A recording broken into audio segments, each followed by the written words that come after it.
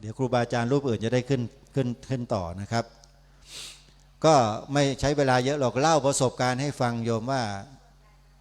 การที่เรามานั่งกันอยู่อย่างนี้มาบำเพ็ญกองการกุศลนะทานศีลภาวนากันอยู่อย่างเงี้ยไม่ใช่เป็นเพราะ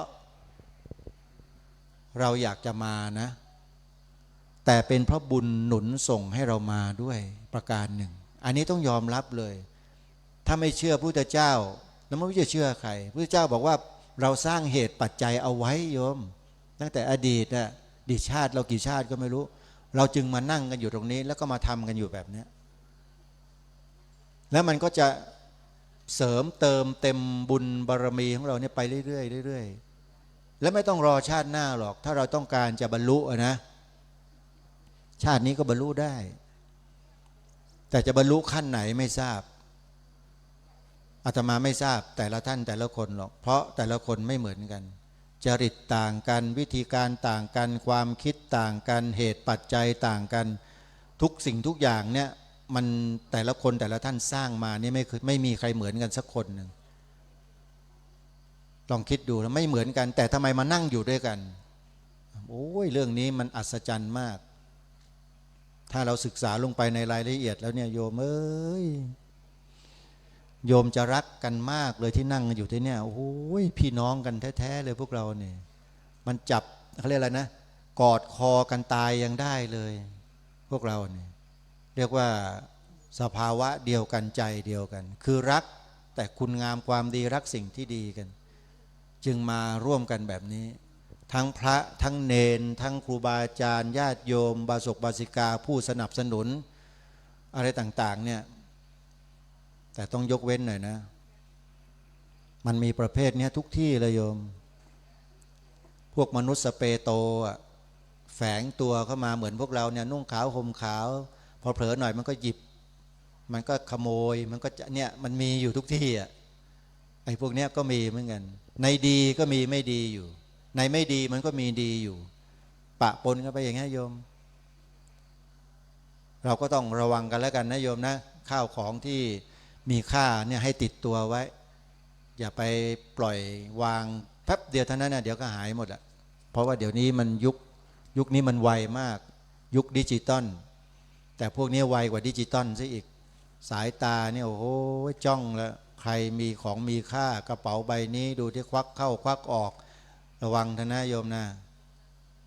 คนเราเดี๋ยวนี้รู้หน้าและไม่รู้ใจกันนะจะบอกให้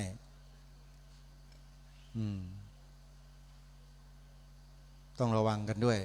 เวลาหลับเวลานอนก็ต้องระวังไม่รู้ใครเป็นใครนะมาด้วยกันก็ช่วยกันดูแลกันด้วยนะนี่ฝากไว้ธรรมภาพปรารภมาก็สัพเพเหระนะโยมนะไม่ได้มีธรรมะอะไรลึกซึ้งหรอกปกิณณกะเล่าประสบการณ์ของการปฏิบัติของการศึกษาเรียนรู้ด้วยตัวเองให้ญาติโยมได้ฟังกันแล้วก็ให้พวกเราเนี่ยรักในการที่จะบำเพ็ญคุณงามความดีเอาไว้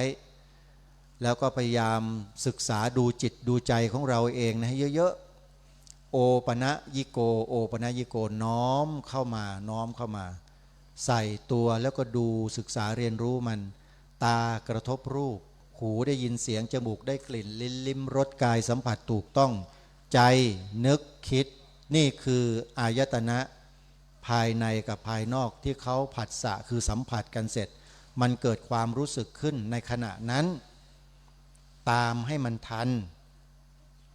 ตามให้ทันสติสัมปชัญญะคือรู้ตัวอยู่ตลอดเวลาการปรุงแต่งไปในทางดีหรือทางไม่ดีเนี่ยมันจะถูกรำงับไว้ด้วยสติสัมปชัญญะที่เราฝึกฝนอบรมตนเจริญอยู่ตลอดเวลาเนี่ยสติปัฏฐานสี่นั่นแหละที่พระพุทธเจ้าตรัสว่าเป็นเอกายโนมัคโคหนทางอันเอกเพียงหนึ่งเดียวที่จะหลุดพ้นได้ในปัจจุบันนี้ด้วยไม่ต้องรอชาติหน้าเลยทำได้จริงๆพิสูจน์ได้ด้วยที่อาตมาบอกอ่ะมันลดลงไหมล่ะไอตัวอกุศลน่ะที่มันจับผิดคนโน้นคนนี้ที่มันอิจฉาริษยาคนโน้นคนนี้ไม่พอใจคนโน้นคนนี้มันลดลงไหมถ้าลดลงแปลว่าเรามาถูกทางแล้วแต่ถ้าไม่ลดฝึกใหม่เริ่มต้นใหม่ แปลว่ายังไม่ได้ผลอะไรเลยไม่เช่นนั้นก็ต้องรอชาติต่อไปอีกอ้าวรอชาติต่อไปเป็นอันตรายอีกอาจจะไปตกสู่อบายก็ได้เพราะจิตเรายังฝึกไม่ดีพอถูกไหมมันยังมีอารมณ์อกุศลอารมณ์โกรธไม่พอใจอิจฉาริษยาเขาอยู่นี่อันตรายนะโยมทำเป็นเล่นไปพอถึงเวลาจิตเราใกล้จะดับใกล้จะตายเนี่ยมันไม่มีพลังแล้วนะตอนนั้นน่ะแต่สิ่งที่มันมีพลังมันคืออะไรรู้ไหมล่ะคือกรรมที่เราสั่งสมไว้นั่นแหละอิจฉาเขามากๆเกลียดเขามากๆโกรธเขามากๆว่าเขามากๆจับผิดเขามากๆนั่นแหละระวังให้ดีมันจะเป็นกรรมนิมิตในขณะใกล้จะดับอ่ะมันจะมาลอยอยู่ข้างหน้าเราเนี่ยแล้วถ้าจิตไม่ดีไปไหนล่ะจิตเตสังกิริเถทุคติปาติกังขาพุทธเจ้าตรัสไว้ชัดเลยเห็นไหมจิตที่เศร้าหมองย่อมมีทุกขติคืออบายภูมิเป็นที่หวังได้นะนั่นแหละมันจะตัดสินกันในช่วงที่จิตจะดับคือจะจุติตรงนั้นแหละจุตินี่แปลว่าดับเคลื่อนตายจุตินะแปลว่าตายนะโยมไม่ใช่แปลว่าเกิดนะใครที่ไปเข้าใจว่าเกิดนั้นผิดคำว่าเกิดตามภาษาของทางธรรมคือปฏิสนธิพอจุติแล้วปฏิสนธิทันทีไม่มีระหว่างขั้นการเวียนว่ายตายเกิดที่พระเจ้าตรัสรู้แล้วมาสอนเราเนี่ยพอดับปุ๊บเกิดปั๊บภายในช่วงลัดนิ้วมือเดียวเท่านั้นเองไปเกิดเป็นอะไรก็ไม่รู้เหมือนท่านพระครูจริยสารธรรมเราเนี่ยท่านหลับอยู่นั่งงวงเงียชนตุ้มท่านไปแล้วท่านดีที่ว่าท่านฝึกสติมาโดยตลอดไงอาตมาจึงไม่ห่วงนะหรอกท่านไปดีแน่นอนโยมแต่ที่เรามาทำบุญมารวมกันเพราะอะไรเสริมความดีให้ท่านยิ่งขึ้นไงครูบาอาจารย์ของเราถูกไหมก็ต้องมาช่วยกันส่งเสริมแผ่บุญกุศลให้ท่านมากๆเวลาท่านพอไปเกิดเป็นเทวดาก็จะได้มีรัศมีเปล่งปลั่งสว่างไสวแล้วก็ลงมาช่วยพวกเราทำอะไรให้มันสำเร็จยิ่งขึ้นไปอีกแหมนี่หวังผลเยอะเกินไปให้ผมไม่รู้นะก็ต้องหวังนะเราคนเรามันอยู่กับความหวังเนี่ยฮะใช่ไหมมีใครไม่ซื้อหวยมั้งอ่ะก็หวังนะคนซื้อหวยอ่ะหวังจะได้ถูกแต่ก็ถูกทุกงวดเลยถูกอะไรอย่าพูดหยาบนะโยม มันถูกทุกงวดไงอาตมาเนี่ยบอกโยมแม่โยมพอเถอะอย่าไปทำให้เขารวยเลยเราน่ะไม่รวยหรอกยิ่งซื้อก็ยิ่งจนพอพูดอย่างนี้เข้าพวกเจ้ามือลอตเตอรี่ก็ไม่พอใจอีกอะ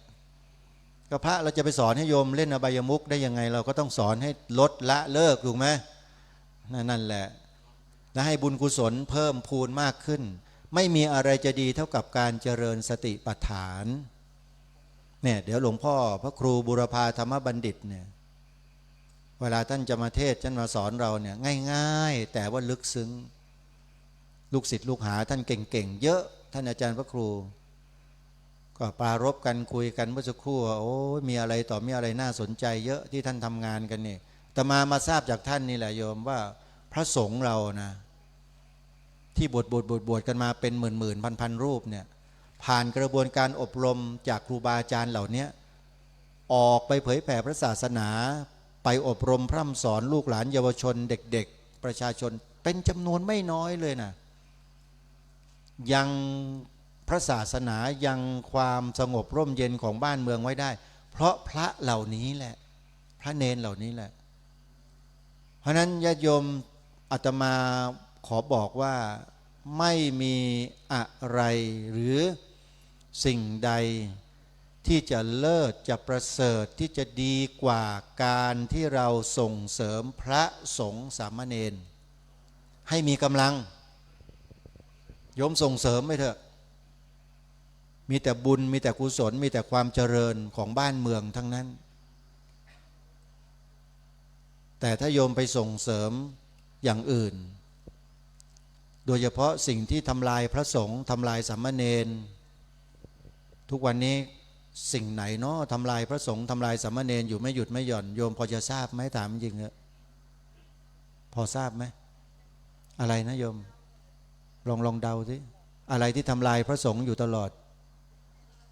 ฮะใครรู้มั่งไม่ชีพูดถูกนะแต่ว่ายังไม่ตรงจริงๆเขาเรียกว่าเขาเรียกภาษาสั้นๆเขาเรียกว่าสื่ออ๋อเลยใช่ไหมใช่ไหมโยมสื่อทุกวันนี้เคยนำเสนอข่าวพระสงฆ์ดีๆอย่างท่านพระครูอุดมวรานุวัตรนะอย่างหลวงพ่อพระครูอารี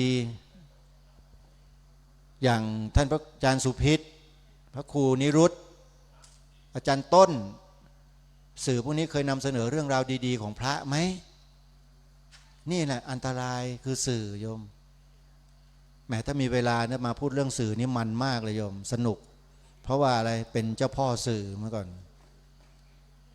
นะไม่มีใครนะที่มานั่งจัดรายการสดๆได้เป็น10 ปีไม่อย่างอาตมานะจริงไหมไม่รู้อยู่ได้ยังไงดันทุลังอยู่ก็ได้ยังนั่งอยู่หน้าไมโครโฟนอยู่10 ปีกว่าอาตมาก็มานั่งนึกตัวเองพูดกับตัวเองนะโยมขออภัยนะกูมานั่งทำได้ยังไงวันนั้นตั้ง10 กว่าปีมานั่งอยู่ได้ยังไง ไม่ได้ดันทุลังด้วยแล้วมันเป็นไปโดยธรรมชาติคล้ายๆกับว่ามันเป็นวาระของอาตมาที่จะต้องมาทำหน้าที่พอหมดวาระมันก็หยุดไปเห็นไหมหมดโทรทัศน์หน้าจอไม่มีแล้วมีแต่ทาง YouTube เก่าๆของเก่าๆโยมอยากดูก็ไปเปิดดูเอาตระเวนคนตระเวนธรรมโยมใครที่เคยดูนะก็ยังมีอยู่ใน YouTube นะเต็มไปหมดเลยแล้วก็มีครูบาอาจารย์ทางภาคเหนือทำคลิปรายการคดีโลกคดีธรรมออกทาง YouTube ด้วยโยมพิมพ์คำว่าคดีโลกคดีธรรมเดี๋ยวก็เจออาตมาใน YouTube นั่นแหละแล้วก็เปิดฟังดูฟังแล้วโยมก็อย่าตำหนิอาตมานะฟังให้ดีๆนะโยมฟังแล้วถ้าใครติดในสำเนียงนะติดในสำเนียงคือว่าพระสงฆ์จะต้องพูดเพราะพูดหวานพูดแล้วศรัทธาแต่อาตมาไม่ใช่พระพูดหวานเป็นคนพูดจาตรงๆเหมือนกับอาจารย์สุพิษคุยกันวันนี้อาจารย์สุพิษถ้าจะอุปมาท่านก็เหมือนกับหมอที่ให้ยาเป็นเม็ดยาน้ำเอาไปทานนะเอาไปกินค่อยๆรักษาแต่สำหรับอาตมาเนี่ยท่านบอกว่าถ้าจะหาหมอผ่าตัดต้องมาหาพระครูประหลัดนรงฤทธิ์เพราะงั้นผ่าอย่างเดียวเดินมาแล้วแปลว่าเวลาหมดนะผ่าอย่างเดียวโยมอาตมาเนี่ยเพราะฉะนั้นถ้าจะฟังรายการอาตมาต้องทำใจนิดหนึ่งแล้วก็ต้องทำหูให้มันหนักๆโยมหนักๆแน่นๆเลยไม่งั้นฟังได้ไม่นานหรอกพอได้ยินสำนวนสำเนียงอาตมาก็อาจจะเลิกฟังไปเลยก็ได้โดยยังไม่ทันพิจารณาอะไรแต่สำหรับผู้ที่ฟังมานานก็จะเข้าใจเป็นอย่างดีเลยว่าเจตนาของอาตมาพูดรายการอย่างนี้เพื่ออะไรไม่ใช่ทำเพื่อตัวเองแน่นอนถ้าทำเพื่อตัวเองป่านนี้ไม่ได้มานั่งอยู่อย่างนี้หรอกโยมเป็นอะไรต่อมีอะไรที่สบายไปกว่านี้เยอะแต่เพราะเราเป็นห่วงชาติห่วงพระพุทธศาสนาห่วงสถาบันพระมหากษัตริย์ซึ่งเป็นเสาหลักของประเทศเราเนี่ยห่วงมากเพราะรู้ไงว่าเกิดอะไรขึ้นกับทั้ง3 สถาบันจึงได้พยายามมาชวนพวกเราช่วยกันค้ำจุนสถาบันของเราด้วยตัวเราเองทำได้ง่ายๆไม่ยากใครอยากรู้ไปฟังในรายการวันนี้เวลาหมดแล้วญาติโยมก็ขออนุโมทนาบุญกับทุกท่านทุกคนนะที่เรามีความตั้งใจเดินทางมาร่วมบำเพ็ญกองการกุศลและในวันพรุ่งนี้ก็จะเป็นโอกาสที่เราจะได้ร่วมกันส่งดวงวิญญาณของท่านที่ท่านกำลังเฝ้ารอดูเราอยู่เนี่ยให้ไปสู่สุคติภพและมีพลังที่สูงส่งยิ่งขึ้นวันสลายร่างของท่านวันสุดท้าย30 เมษายนพระพุทธศักราช2519เราจะได้ร่วมกันมาบำเพ็ญกองการกุศลครั้งสุดท้ายให้กับท่านขออานิสงส์แห่งบุญกุศลทั้งหลายทั้งปวงที่พวกเราท่านทั้งหลายได้พากันทำมาแต่อดีตจนกระทั่งถึงปัจจุบันและวันพรุ่งนี้จงอำนวยผล อันเป็นมหากุศลอันแรงกล้าส่งถึงดวงวิญญาณของท่านพระครูจริยสารธรรมให้มีพลังแสงอันแรงกล้าตามปณิธานที่ท่านได้ตั้งไว้นั้นและถ้าท่านอธิษฐานจิตต้องการที่จะมาเกิดเป็นมนุษย์อย่างที่เคยคุยกับผมไว้เนี่ยเสร็จจากสลายร่างท่านพรุ่งนี้แล้วให้ท่านรีบตัดสินใจนะรีบลงมาเกิดเถอะใครที่กำลังจะท้องอย่างท้องไหนก็ได้เนี่ยลงมาเลยฮะแล้วรีบระลึกชาติให้เร็วๆหน่อยแล้วจะได้มาสร้างโบสถ์หลังนี้ให้เสร็จนะครับ ด้วยกันนะท่านพระอาจารย์มหาลำพันธ์รับปากแล้วนะวันนี้เทศอ่ะโบสถ์หลังนี้ต้องเสร็จไม่เสร็จเสร็จถ้าเสร็จสาธุดังสาธุเสร็จแน่นอนอนุโมทนาบุญกับทุกท่านเอวังก็มีด้วยประการฉนี้สาธุถามนิดนึงอย่าเพิ่งนั้นหลวงน้าเผาเมื่อไหร่ยังไม่ได้กำหนดครับผมตอนแรกคณะสงฆ์ท่าตะเกียบจะสวดเพียงแค่5 วันแล้วก็เผาเผอิญท่านเจ้าคุณอาจารย์เจ้าคุณดรสุเทพพระวิเทศโพธิคุณวัดไทยพุทธวิปัสสนาที่อินเดียเนี่ยระงับไว้ก่อนบอกให้ผมเนี่ยที่ผมลงไปกลับไปเนี่ยเพื่อกลับไปบอกกับทางคณะกรรมการวัดและผู้ใหญ่บ้านว่าขอสวดเสร็จ5 วันแล้วให้ตั้งศพท่านไว้อย่างนั้นก่อนแล้วเดี๋ยวท่านเจ้าคุณดรสุเทพบินมาจากอินเดียวันที่3และจะไปเป็นเจ้าภาพวันที่4แล้วจะตัดสินว่าจะเผาวันไหนครับผมแล้วจะแจ้งให้ทราบครับอาจารย์ครับผมเป็นน้องชายแม่แท้ๆบวชเป็นพระบวชปี31อาตมาบวชปี34พ่ออาตมาบวชปี33บวชกันหมดเลยโยมเหลือแต่แม่อาตมานี่ไม่ยอมบวชต้องให้แม่ชีบุญเรืองไปชวนเลยเนี่ยบวชหมดแล้วตายหมดหรือยังโยมแม่ชีบุญเรืองแม่ชีไปไหนแล้วพักเนาะโอ้เหนื่อยมากใช่ครับผมบวชหมดแล้วก็ตายไปหมดแล้วเหลือผมคนเดียวเนี่ยเหลือองค์เดียวรูปต่อไปครับครับโมทนาใครอยากหลวงน้าเพิ่น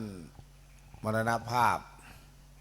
แต่ใครเห็นท่านยังอยู่ก็อาจารย์ก็หนูช่วยทำบุญกับพระอาจารย์ก็ว่าไปเด้อ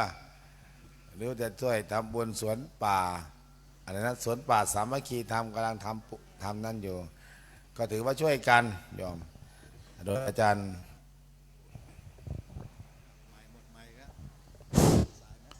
ไฟอย่าเพิ่งสับเด้อไฟยังมาไม่เต็มไฟมาแล้วล่ะไฟมาแล้วแต่ยังไม่เต็มก็เลยยังจะสับไฟอย่ารออีกการหนึ่งก็ให้สับเด้อไม่ออกนั่งเสือหน้าธรรมาสโยมบอกว่าถวายการเทศคณะกรรมการแล้วก็น่าจะตกใจไม่ได้ใส่ซองไว้ไม่เป็นไรหรอกเทศถวายแล้วกันถ้าใครมาเทศก็ต้องเสียตังค์นะครับรูปละ2,000หรือรูปละ1,000ก็ญาติโยมก็เห็นสายวัดป่าหนองประพงอาจารย์บ้านพวงป่าติ้วก็มาเนาะวัดป่าเอราวัณก็มาวัดดงนกก๊กก็มาวัดสวนธรรมเจริญใจก็มาบ้านนู้นในปุกสุดยอดเลยยอมฟ้าผ่าสถานียอมของอาตมาเนี่ยมิกพังกำลังไม่รู้จะใช้ได้หรือเปล่าพังเพิ่มมิกตัวประมาณสัก5-6 พัน10,000หรอกแต่จะให้เครื่องส่งพังมันต้องส่งไปอังกฤษนะยอมส่งไปอิตาลีต้องใช้เวลาเป็นเดือนเอาก็รูปต่อไปก็กราบนิมนต์อาจารย์นี้ก่อนเด้ออาจารย์สมพิษเอาไว้ที่หลังนะครับนอนไปก่อนอาจารย์สมพิษวัดถ้ำผาใหญ่เราไปเป็นมืออาชีพอยู่แล้วล่ะอาจารย์ดร.สุเทพขึ้นก่อนมากับอาจารย์ถนอมไม่รู้อาจารย์ถนอมอยู่ไหนเนาะก็มาช่วยกันเด้อโอ้สายบาลีใหญ่เนี่ยหนีเลยนะสายธรรมโอก็หนีเด้อเอาสายพระสายป ป่าสายดอนเราเนี่ยนะขึ้นซะเพราะว่าเราเป็นผ่าดงพงไฟลุยน้ำลุยไฟสี่กุมารทหารกล้าอยู่แล้วไม่ย่านหรอกนี่กราบนิมนต์อาจารย์ดร.สุเทพสวนธรรมเทพนิมิตรบ้านรัดข้อมาแล้วป่ะไม่ออกบ้านรัดข้อเนี่ยเห็นไม่เสียนอยู่คนเดียวไปหานอนอยู่นู่นเต้นไม่ล้มทับตายแล้วบ่มันสัก30 นาทีครับตอนนี้บ่ายโมง35แล้วเดี๋ยวเวลาโยมเอ้ยผ่านตี 1ไปแล้วนะเหลือเวลาอีกไม่เท่าไหร่ก็เช้าทำบุญตักบาตรนะโยมเช้าทำบุญตักบาตรวันนี้ตี 5เราจะจัดสถานที่กันเอากราบองค์แสดงธรรมเด้อกราบพุทโธเมนาโธพระพุทธเจ้าเป็นที่พึ่งของเรากราบธัมโมพระธรรมเป็นที่พึ่งของเรากราบสังโฆเมนาโธพระสงฆ์เป็นที่พึ่งของเราอาราธนาอีกครั้งหนึ่งบ่ายโมงละ1 2 3พระมาจาโลกาทิปติสัมปติกัดอัญชาลีอันนาทิวารังอายาจาธาสันติทาสันตาปาราชาคาชาติกาเทเสตุธรรมังอนุกรรมปิ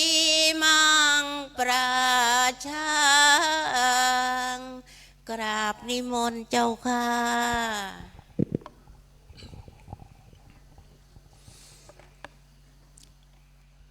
นะโมตัสสะภะคะวะโตอะระหะโตสัมมาสัมพุทธัสสะนะโมตัสสะภะคะวะโตอะระหะโตสัมมาสัมพุทธัสสะนะโมตัสสะภะคะวะโต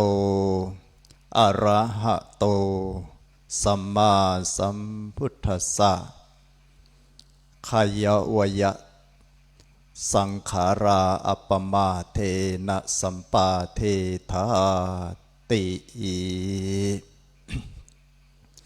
ขอนอบน้อมแด่องค์สมเด็จพระผู้มีพระภาคอรันตสัมมาสัมพุทธเจ้าทุกๆพระองค์ขอนอบน้อมแด่พระปัจเจกพุทธเจ้าทุกๆพระองค์ขอนอบน้อมแด่พระธรรมขององค์สมเด็จพระสัมมาสัมพุทธเจ้าทุกพระองค์ที่ได้ตรัสรู้และสั่งสอนเวนยสัตว์เป็นเวลาหลายชั่วอายุคนมาแล้ว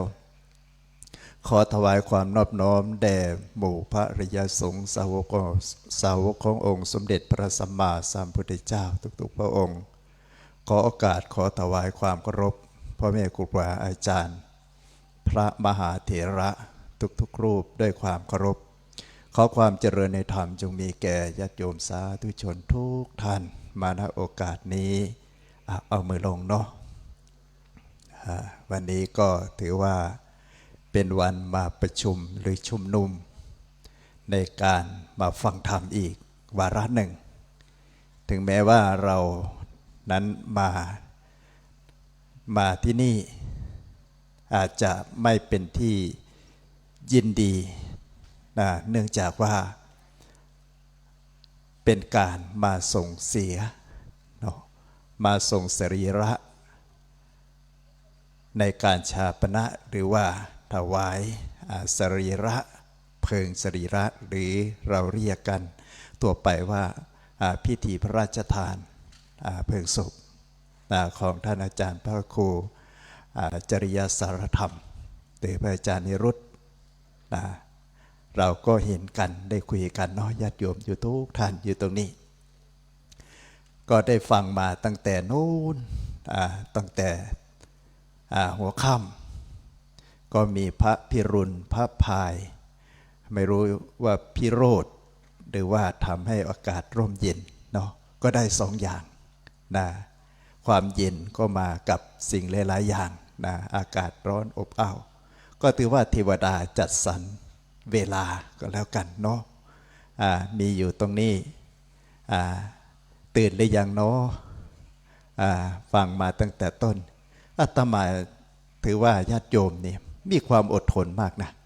ฟังพ่อแม่ครูบาอาจารย์มาตั้งแต่นู้นถ้าจะพูดไปแล้วตั้งแต่เช้านั้นบ้างฟังเทศมานะฟังเทศมาตั้งแต่เช้าเมื่อวานนี้จนถึงเช้าวันนี้อีกนะอย่างไรก็ดีนะที่เราได้มาสถานที่แห่งนี้เนี่ยเป็นสถานที่ท่านทั้งหลายได้มาปฏิบัติธรรมได้เคยมาที่นี่ผมและอาตมาก็ถือว่าได้มาครั้งที่สองนั่นเองมีตั้งแต่ได้ยินข่าวท่านอาจารย์นิรุตอาจารย์พระครูเพิ่นไปแสดงธรรมที่วัดศรีอุดมวงศ์ที่อาจารย์พระครูอุดมวรานวัดพระอาจารย์พระครูสมบัตินะท่านได้จัดแสดงธรรมอยู่ประจำถือว่าการเผยแผ่พระสัทธรรมในสิ่งที่เราได้ยินได้ฟังหลายสิ่งหลายอย่างถามโยมก่อนนะนั่งอยู่ตรงนี้ท่านบอกว่าเราเกิดมาในโลกนี้เราเตรียมตัวกันหรือยัง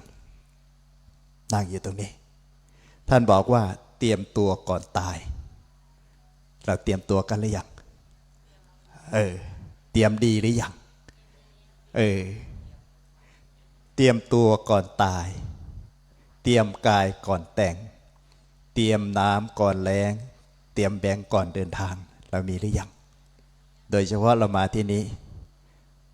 ไปฟังธรรมอยู่ที่วัดป่าจริยธรรมเราได้เตรียมตัวอะไรกันบ้างโยมที่นั่งอยู่ข้างหลังโน้นสดชื่นหรือยังเนาะสดชื่นหรือยังไม่ได้สดชื่นฝนตกลงมาน่าจะสดชื่นแล้วเนาะอากาศเย็นสบายเรามาที่นี่ก็ถือว่าเป็นสิ่งที่เราไม่อยากให้เจอให้เกิดขึ้นโดยเฉพาะอาจารย์พระครูนิรุตเนี่ยท่านเป็นพระที่มีคุณภาพเป็นพระนักเผยแผ่พระพุทธศาสนาเรียกว่าในการจัดปฏิบัติธรรมนี่โดยเฉพาะตรงนี้นี่เมื่อเห็นสร้างอะไรใหญ่โตมากเนี่ยที่นั่งอยู่ตรงนี้เราเห็นแต่เสาน้อยโยมเนาะถ้าต่อไปใครมาต่อเสาตัวนี้ขึ้นไปก็จะเป็นโครงสร้างท่านทำโครงสร้างไว้ให้เราเรียกว่าอิฐทุกก้อน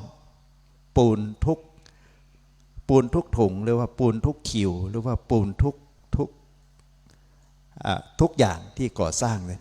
ล้วนแต่เป็นการสร้างไว้เพื่อ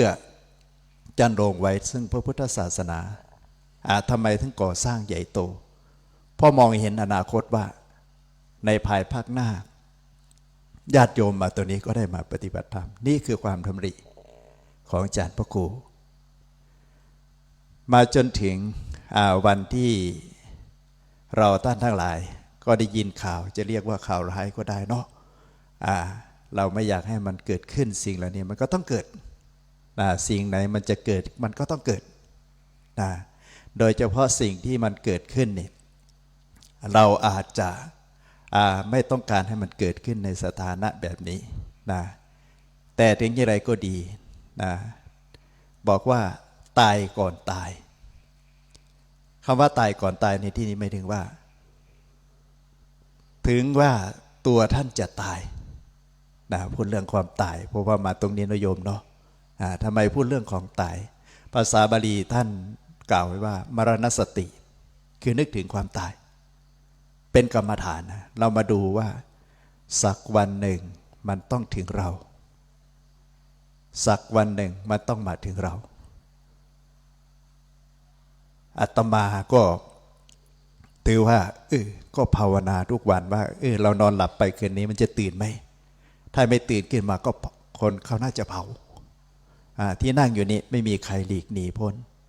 แม้แต่องค์สมเด็จพระบรมครูพระบรมศาสดาสัมมาสัมพุทธเจ้าแม้แต่เหล่าพระอรหันต์ท่านก็เรียกว่าปรินิพพานบ้านเราก็คือตายนั่นแหละพูดง่ายๆที่นั่งอยู่นี้เราตายมาแล้วกี่ชาติวนเวียนมานี้ไม่รู้กี่ภพกี่ชาติเมื่อชาตินี้เรามาพบกับพระพุทธศาสนาอีกให้อธิษฐานอย่างนี้นะครูบาอาจารย์นะบอกว่าเวลาเราจะหลับเราจะนอนให้นึกถึงความตายภาวนาว่าถ้าหากว่าเรานั้นยังไม่หมดเชื้อการเกิดขอถ้าหากการเกิดครั้งต่อไปให้พบกับพระพุทธศาสนาแล้วได้ฟังธรรมจากครูบาอาจารย์นี่คือการอธิษฐานก่อนนอนนะเราไม่รู้ว่าเราหลับไปแล้วจะตื่นหรือเปล่าใช่ไหมนั่งอยู่นี้มีใครรู้ไหมว่าเราจะตายวันไหนไม่รู้เนาะรู้วันเกิดไหมวันเกิดนี่รู้เกิดวันที่เท่านี้จัดงานวันเกิดแต่วันตายเนี่ยไม่มีใครรู้นะจะรู้ก็คือพระอริยเจ้าหรือผู้ทรงฌานก็คือความเคยชินนี่แหละฝึกบ่อยๆนะท่านบอกว่าระลึกถึงความตายเป็นมรณสติเจริญกรรมฐานที่ญาติโยมที่นั่งอยู่ตรงเนี้ยก็เช่นเดียวกันเรามาปฏิบัตินี่เป็นครูของเราอาจารย์พระครูนิรุตนี่ท่านเป็นครูของเราเรามาดูครูว่าโอ้สังขารร่างกายที่เราเห็นเนี่ยเมื่อก่อนท่านก็คุยท่านก็แสดงธรรมท่านก็ดูคุยกับเราเนี่ยแต่วันนี้ปรากฏว่าขันธ์ห้าของท่านในสิ่งที่ไหนที่สลายไปขันธ์ห้ารูปเวทนาสัญญาสังขารและวิญญาณสิ่งไหนที่ดับไปก่อนในขันธ์ห้าเนี่ยที่จริงของเรามีขันธ์ห้าทุกคนนั่นแหละนะลมหายใจที่มีอยู่ในเมื่อเรามีชีวิตและมีลมหายใจอย่าล่วงเลยและปล่อยเวลาให้เสียเปล่าประโยชน์นี่แหละการเจริญกรรมฐานเจริญภาวนาได้ทุกขณะจิตไม่จะเป็นจะต้องมานั่งหลับตาภาวนาอย่างเดียวเราเดินเข้าห้องน้ำเราทำกับข้าวเรากินข้าวกินอาหารแม้แต่กินข้าวพระพุทธเจ้ายังให้พิจารณาเป็นกรรมฐานด้วยอาหารเรปฏิกูลสัญญาว่าเรากินข้าวเข้าไปเนี่ยคำหนึ่งพิจารณาว่าข้าวเนี่ยได้มามันกว่าจะมาเป็นคำข้าวเนี่ยมันต้องผ่านอะไรมามั่งนี่พิจารณาดูคำข้าวครูบาอาจารย์นั่นบอกว่าเวลาเรากินข้าวก่อนที่จะเอาคำข้าวไปกินกับข้าวกับอาหารเนี่ยตักเข้าปากมาเคี้ยวดูพิจารณาดูว่ารสหวานมันเค็มเปรี้ยวเผ็ดรสเหล่านี้นะมันลิ้นมันสัมผัสไปอายตนะมันสัมผัสอายตนะก็คือลิ้นชิวหาสัมผัสรู้รสนะในเราสัมผัสเรารู้ในการพิจารณาเป็นกรรมฐานทุกหมดเป็นกรรมฐานทุกหมดพระพุทธเจ้าถึงได้ตรัสสอนกรรมฐานในส่วนของสมถภาวนา40กอง40กองอนุสติ10นะอสุภา10นะอสุภกรรมฐานนี้ให้ดูสิ่งที่ไม่สวยไม่งามให้ดู10นะแม้แต่การดูกสิณหรือเพ่งกสิณ10นะที่เราดูจตุธาตุวัฏฐาน4สิ่งเหล่านี้แหละเป็นสิ่งที่พระพุทธเจ้าทรงบัญญัติให้เราพิจารณาตามหลักการปฏิบัตินะที่นั่งอยู่นี้เราได้ฟังตั้งแต่หัวค่ำมานะครูบาอาจารย์มาแสดงธรรมให้ญาติโยมก็เพื่อมาเตือนสติว่าวันนี้เรามาถึงขณะนี้ไม่ใช่ว่าเรามีอายุเยอะนะโยมนั่งอยู่นี่อายุเหลือน้อยลงเรื่อยๆใช่ไหม ไม่ใช่ว่าเนี่ยนับจากนู้นเป็นต้นมา นั่งอยู่เนี่ยทุกคนนะไม่ใช่ว่าอายุจะเยอะนะเกิดนานนี้ถามว่าได้เปรียบหรือเสียเปรียบยายอยู่ตรงนู้นได้เปรียบหรือเสียเปรียบบอกว่าได้เปรียบเกิดโดนได้เปรียบนะได้เห็นโลกก้อน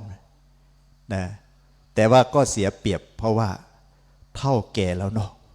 ท่านบอกว่าโอ้ยบางทีนี่ตอนยังหนุ่มเนี่ยไม่ค่อยเข้าวัดหรอกไม่ค่อยได้มาฟังเทศน์ฟังธรรมตอนมาตอนไหนตอนโอ้ยเนาะใช่ไหมจะลุกก็โอ้ย จะนั่งก็โอ้ยเข้าห้องน้ำก็โอ้ยเรามาตอนโอยแต่ตอนไม่โอยเราไม่มีโอกาสได้มาเพราะอะไรเพราะเรามีความรู้สึกว่าเราได้มาฟังธรรมจากครูบาอาจารย์แล้วก็เข้าใจถึงแม่ฟังอยู่นี่ฟังมาตั้งแต่ต้นใครได้บรรลุแล้วมั้งเนาะได้บรรลุกันหรือยังได้บรรลุธรรมหรือยังโอ้ยฟังเทศสอดแจ้งตลอดทุกงานเนี่ยโอ้ถ้าฟังขนาดนี้สมัยพุทธเจ้านี่ได้เป็นพระโสดาบันสกิทาคามีอนาคามีเนาะได้เป็นพระอรหันต์ทั้งมากแล้วเนาะแต่นั่งอยู่นี่ก็หันซ้ายหันขวาอยู่เนี่ยเพราะอะไรเพราะเรายังมีสติปัญญาเรียกว่าถ้าเป็นผลไม้ก็ผลไม้มันยังไม่ได้สุกงอมมันยังไม่ได้แก่เต็มที่เราฟังก็อาศัยว่าฟังเพื่อที่จะให้เรานั้นมีธรรมแก่กล้าบารมีแก่กล้าครูบาอาจารย์อาศัยหลักการปฏิบัติหลายรูปเหมือนอย่างหลวงปู่ศรีอนาถหลวงปู่ศรีอนาถเพิ่นเกิดมาตั้ง80 ปีแล้ว80 ปีตั้ง50-60 พรรษาแล้วอย่างเงี้ยท่านบวชตั้งแต่อาตมายังไม่เกิดท่านบวชปี2505อาตมาเกิดปี2513มาถึงวันนี้ก็โอ้ใหญ่เนาะนับจากนู้นมาถึงนี้ก็ตั้ง56 ปีแล้ว56 ปีก็บวชมาตั้งแต่ปี2533ก็36 พรรษาก็ถือว่าเรามาวันนี้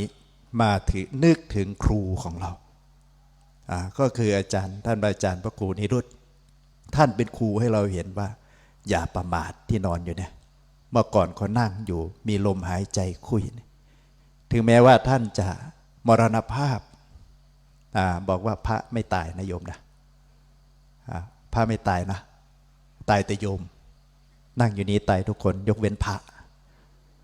ท่านบอกว่าพระไม่มีวันตายโนnever die บอกว่าไม่มีวันตายของพระมีแต่มรณภาพเนาะนี่ก็คือศัพท์ที่ใช้เรียกกันถ้าเรานับย้อนคืนไปว่าคนเกิดในโลกนี้มีไหมไม่เคยตายมีไหมไม่มีใช่ไหมพระอรหันต์ท่านก็ตายพระพุทธเจ้าก็สวรรคตปรินิพพานถ้าพระอรหันต์ท่านเรียกว่าปรินิพพานท่านไม่เรียกตายถ้าคนธรรมดาเรียกว่าตายก่อนตายไม่ถึงว่าให้กิเลสมันตายก่อนชีวิตเราจะตายจากโลกนี้ไปพระพุทธเจ้าบอกว่าอย่าประมาทนะชีวิตสังขารร่างกายของเรานี่ขยะวยธรรมาสังขาราอัปปมาเทนะสัมปาเทธาพระพุทธเจ้าตรัสไว้ในมหาปรินิพพานสูตรก่อนที่จะเสด็จดับขันธปรินิพพานอยู่ที่สารัตถาวโนทยานบอกว่านี้เป็นปัจฉิมวาจาคือวาจาสุดท้ายเราได้ยินท่านอาจารย์นิรุตเทศไหมออกจากสถานีวิทยุวาจาสุดท้ายของท่านได้สั่งไว้เนี่ยเราได้ฟังเทศฟังธรรมของท่านอยู่เรานำเอาคำสอนหรือว่าหลักธรรมของท่านมาปฏิบัติที่นั่งอยู่ตรงเนี้ยพ่อแม่ครูบาอาจารย์ที่นั่งอยู่หลายๆรูปที่ได้ขึ้นมาแสดงธรรมได้มีโอกาสมาแสดงธรรมชี้แจงเอาธรรมะของพระพุทธเจ้ามาอธิบายให้ญาติโยมได้ฟังก็ถือว่าท่านได้นำทำหน้าที่ของแต่ละท่านมาก็เช่นเดียวกันวันนี้เรามีโอกาสดีถือว่าเป็นบุญได้มาเจอกัน ท่านบอกว่าเรามีบุญถึงได้มาเจอหน้ากันคนที่จะมาเจอหน้ากันนี้พระพุทธเจ้าบอกว่ามันไม่ใช่เรื่องบังเอิญเกิดจากเหตุเมื่อมีเหตุก็จะมีผลเหตุคือเรากระทำร่วมกันผลคือการมาเจอกันก็เช่นเดียวกันเราฟังธรรมเพื่อที่มานั่งฟังเนี่ยทำไมมานั่งหลับตามานั่งฟังจนสว่างมานั่งฟังทั้งคืนทั้งวันเพราะเราอาศัยการฟังแล้วทำไมเราฟังเราบางทีเข้าใจบางทีก็ยังไม่เข้าใจเพราะว่าอยู่ในระดับปัญญาของเราท่านั้นระดับปัญญานั้นมีความแตกต่างกันถึงแม้ท่านเป็นพระอรหันต์ก็มีปัญญาแตกต่างกันนะโยมเพราะในสมัยครั้งพุทธกาลก็เช่นเดียวกันไม่ใช่ว่าจะเท่ากันนะปัญญานี้มีความแตกต่างกันฉะนั้นท่านถึงจัดว่าปัญญานะมีสองประเภทก็คือประเภทที่หนึ่งก็คือโลกียปัญญาโลกียปัญญาก็คือเราได้ปัญญาแปลว่าความรอบรู้เรารอบรู้ในสิ่งที่เป็นทางโลกคือเกิดมานานได้รอบรู้ทางโลกก็คือการศึกษาเล่าเรียนตามหลับตำราต่างๆจนได้ปริญญาโทปริญญาเอกนะเราได้มาปริญญาตรีโทเอกนั่นก็คือทางโลกทางธรรมเรียกว่าปริญญาธรรมปริญญาทางธรรมเราได้หรือยังตอนนี้เราได้ถึงไหนแล้วถ้าเราเปรียบเทียบอาตมายังมีความรู้สึกว่าโอ้ทางโลกก็ได้ถึงปริญญาเอกแต่ว่าทางธรรมเราทำไมยังอยู่อนุบาลอยู่ความรู้สึกนะเรายังปฏิบัติยังเป็นอนุบาลอยู่ตอนนี้เรายังฝึกหัดได้หลายอย่างยังฝึกหัดในการเดินฝึกหัดในการนั่งสมาธิภาวนาฝึกหัดในการเจริญกรรมฐานฝึกหัดในการการเดินการนอนนี่คือการฝึกหัดอยู่เรารู้สึกว่าความฝึกหัดให้เกิดปัญญาในทางธรรมอย่างเช่นญาติโยมฟังอยู่นี่เราฟังมานี้บอกว่าปัญญานั้นเกิดได้สองทางก็คือทางหนึ่งก็คือสุตตมยปัญญาเกิดจากฟังสมัยครั้งพุทธกาลคนฟังธรรมได้สำเร็จเป็นพระอรหันต์ฟังธรรมจบปุ๊บสำเร็จเป็นพระอรหันต์เลยตัดขันธ์ห้าสำเร็จเป็นพระอรหันต์บางรูปบางองค์นี่ยังไม่ได้บวชด้วยซ้ำนะเราจะได้ยินในเรื่องของพระสาวกแต่ละรูปแต่ละองค์เนี่ยได้สำเร็จบางทีเป็นสามเณรบางทีเป็นโยมบางทีเป็นอุบาสกอุบาสิกาเนี่ยทั่วไปได้ฟังธรรมจากพุทธเจ้าทำไมธรรมที่เราฟังธรรมข้อเดียวกันท่านฟังแล้วถึงได้บรรลุอย่างเช่นพระพุทธเจ้าแสดงอนุปุพพิกถา5ข้อเนี่ยเป็นธรรมที่พระพุทธเจ้าแสดงมากที่สุด45พรรษาไม่มีวันไหนที่พระพุทธเจ้าไม่แสดงอนุปุพพิกถาอนุปุพพิกถาก็คือพระวาจาเป็นเครื่องกล่าวโดยลำดับมี5ข้อกล่าวในเรื่องของ1ทานศีลสวรรค์โทษของการอยู่ของเรือนและอานิสงส์ของการออกบวช5ข้อพระพุทธเจ้าเทศก่อนที่จะแสดงอริยสัจ4ก็คือทุกข์สมุทัยนิโรธมรรคพระพุทธเจ้าแสดงมากที่สุดเนี่ยเมื่อฟังแล้วเราอาจจะฟังไปแล้วเข้าใจมั่งไม่เข้าใจมั่งบางทีได้หัวเราะบางทีได้ยิ้มแย้มแจ่มใสบางทีเข้าใจบางทีก็ยังมืดมนอนทการอยู่เพราะอะไรปัญญานี่แหละคือข้อนี้ก็คือปัญญาในเรื่องของโลกุตระปัญญาโลกุตระปัญญาก็คือปัญญาที่หลุดพ้นจากโลกนี้ไปแล้วท่านหมายเอาบุคคลที่ได้สำเร็จตั้งแต่เป็นพระอริยบุคคลตั้งแต่ขั้นโสดาบันไปโสดานี้ท่านก็เป็นโสดาปฏิมรรคนี้ยังไม่ได้บรรลุเป็นพระโสดาบันก็คือเป็นใกล้ที่จะถึงพระโสดาบันแล้วละสังโยชน์ได้3ข้อสักยทิฏฐิวิจิกิจฉาสีลพัตตปมาท3ข้อได้สำเร็จเป็นพระโสดาบันแล้วต่อมาก็ได้สำเร็จเป็นพระสกิทาคามีเป็นพระอนาคามีเป็นพระอรหันต์นี้ท่านเรียกว่าเป็นโลกุตระธรรมหรือเป็นพระอริยบุคคลนี่เรานั่งอยู่ตรงนี้นะวันนี้เราก็ถือว่ามีโอกาสดีเนาะโอกาสดีมากที่เราได้มาอยู่ตรงนี้ มาดูครูของเราวันนี้ก็จะเป็นวันสลายร่างก็คือไฟนี้ก็จะสลายร่างของท่านนอนอยู่ไม่รู้สึกนะไม่รู้สึกเพราะอะไรเพราะเหตุกรรมนะโยมกรรมอะไรกรรมตัดรอนชีวิตเนี่ยเรานั่งอยู่ตรงนี้ไม่ต้องการท่านก็ไม่ได้ปรารถนาท่านไม่คิดว่าจะเกิดอย่างนี้เกิดขึ้นเพราะเกิดจากการตัดรอนกรรมตัดรอนทำให้เกิดที่เราเห็นอย่างนี้แต่ถึงอย่างไรนะท่านพระอาจารย์นิรุตเนี่ยท่านไม่ได้เสียชาติท่านเกิดมาท่านมาบวชแล้วมาสร้างเนี่ยโดยที่เป็นรอยตีนรอยมือที่เราให้เห็นทุกสิ่งทุกอย่างที่วัดป่าจริยธรรมอันนี้ท่านได้สร้างท่านมีโยมแม่เนาะโยมแม่เพื่อนเนาะไปพักผ่อนแล้วก็เรียกว่าท่านได้สร้างคุณูปการเรียกว่าเป็นครูของเราคือครูก็คือผู้ให้ความรู้แก่เรามานานจนถึงณวันนี้เราอาจจะมาเห็นในสิ่งที่เราเห็นอยู่ตรงนี้ที่ด้านหลังเรานี่เปรียบเสมือนท่อนไม้และท่อนฟืนเพราะว่าอะไรเพราะว่าสังขารร่างกายนี้ถ้าหากว่าปราศจากวิญญาณคือสิ่งที่รับรู้ไปแล้วมันก็เปรียบเสมือนท่อนไม้และท่อนฟืนญาติโยมก็นั่งอยู่ตอนนี้ถ้าใครลมหายใจดับไปมันก็หมดพอหมดเสร็จเรียบร้อยแล้วเขาก็ไม่ได้นำไว้แล้วบอกว่านิรัตถังหาประโยชน์พิได้หมายถึงว่ามันร่างกายตอนนี้มันหมดไปแล้วมันทำประโยชน์ไม่ได้ก็ทำยังไง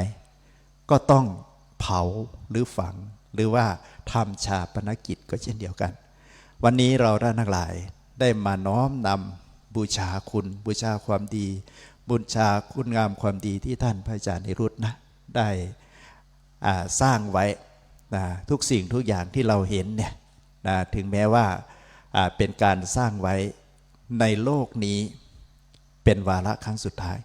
เราก็ยังได้เห็นคุณงามความดีฉะนั้นญาติโยมถ้าหากมีความรักมีความผูกพันมีความเอาใจใส่มีความรักหรือว่ารู้คุณของท่านที่ได้ชี้นำทางแสดงธรรมให้เราได้ฟังมาจนถึงประชุมนี้เรามาด้วยความรักกันนะเรามีความรักมีความเมตตามีความกรุณามีความเรียกว่าเมื่อมาสู่ตรงนี้เราก็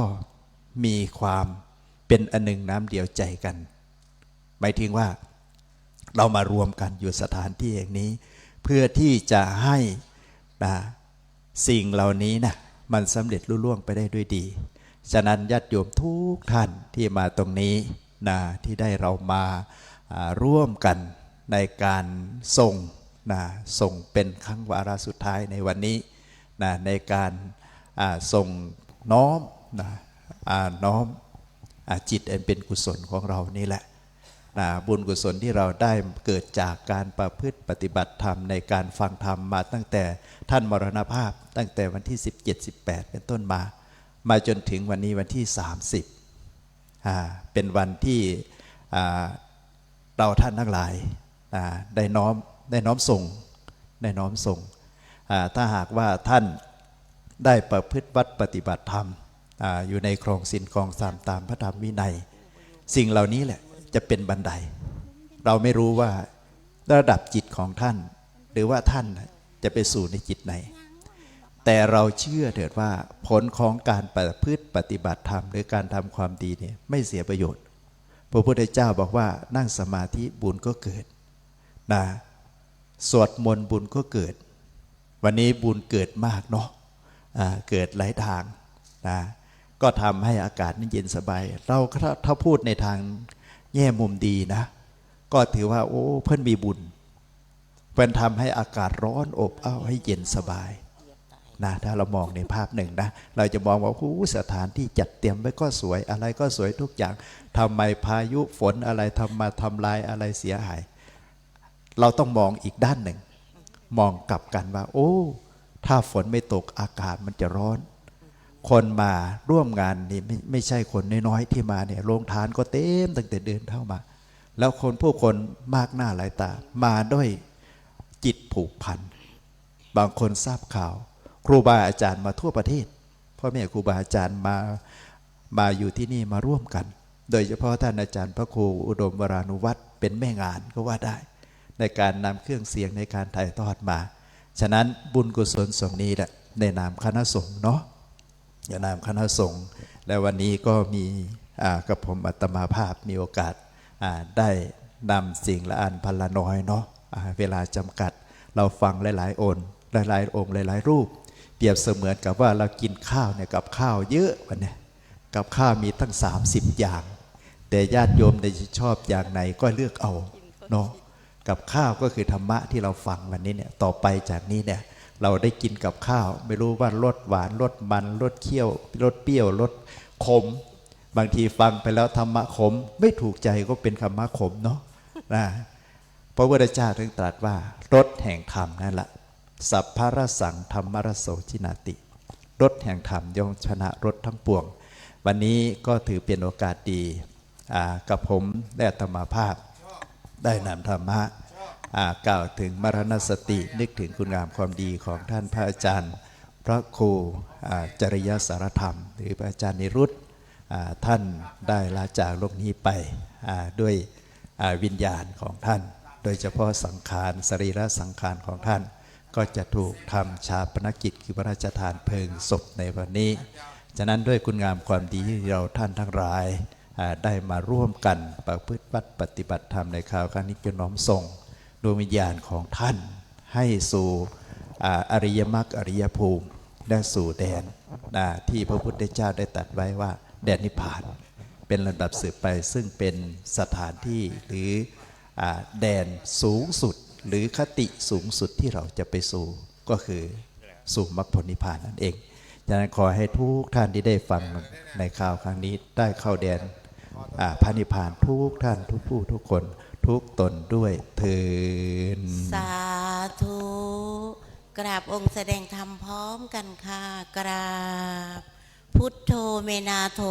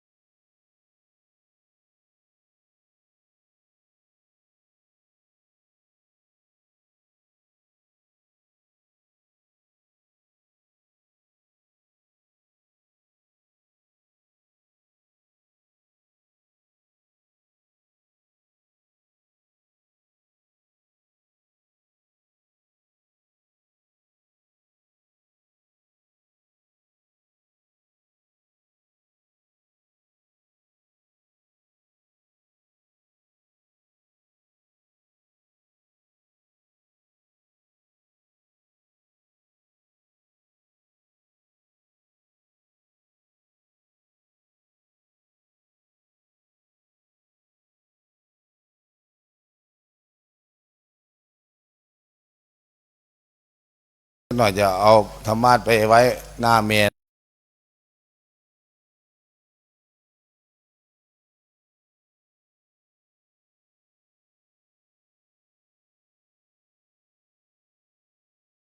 จัด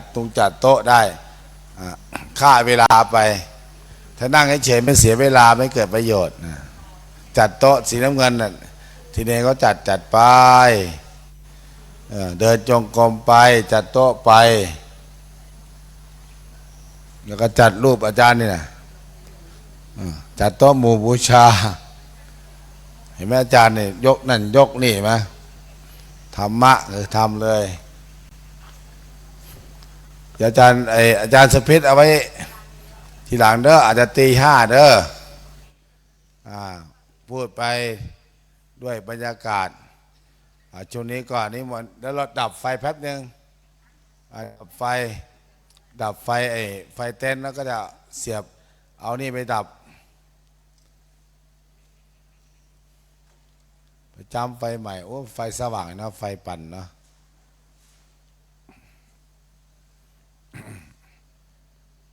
ไฟปั่น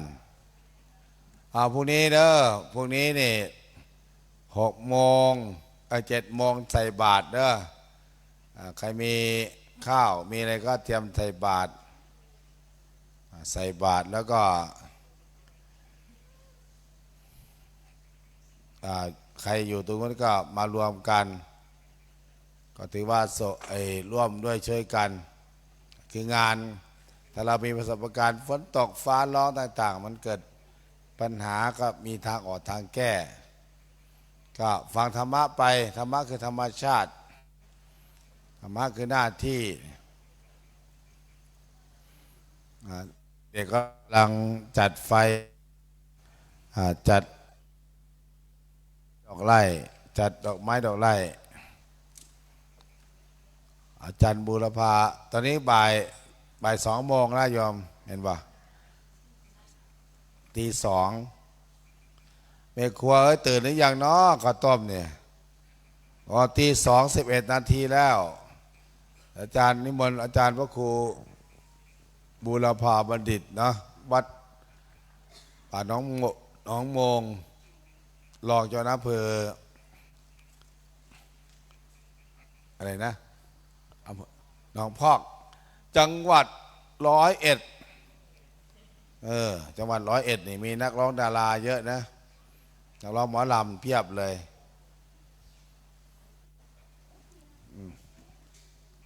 ตากล้องเราจะมันมืดอยู่ถ่ายทอดสด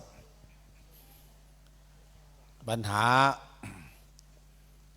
ถ่ายทอดเสียงไปแล้วล่ะเสียงไปวิธีนี้ใครฟังอยู่ก็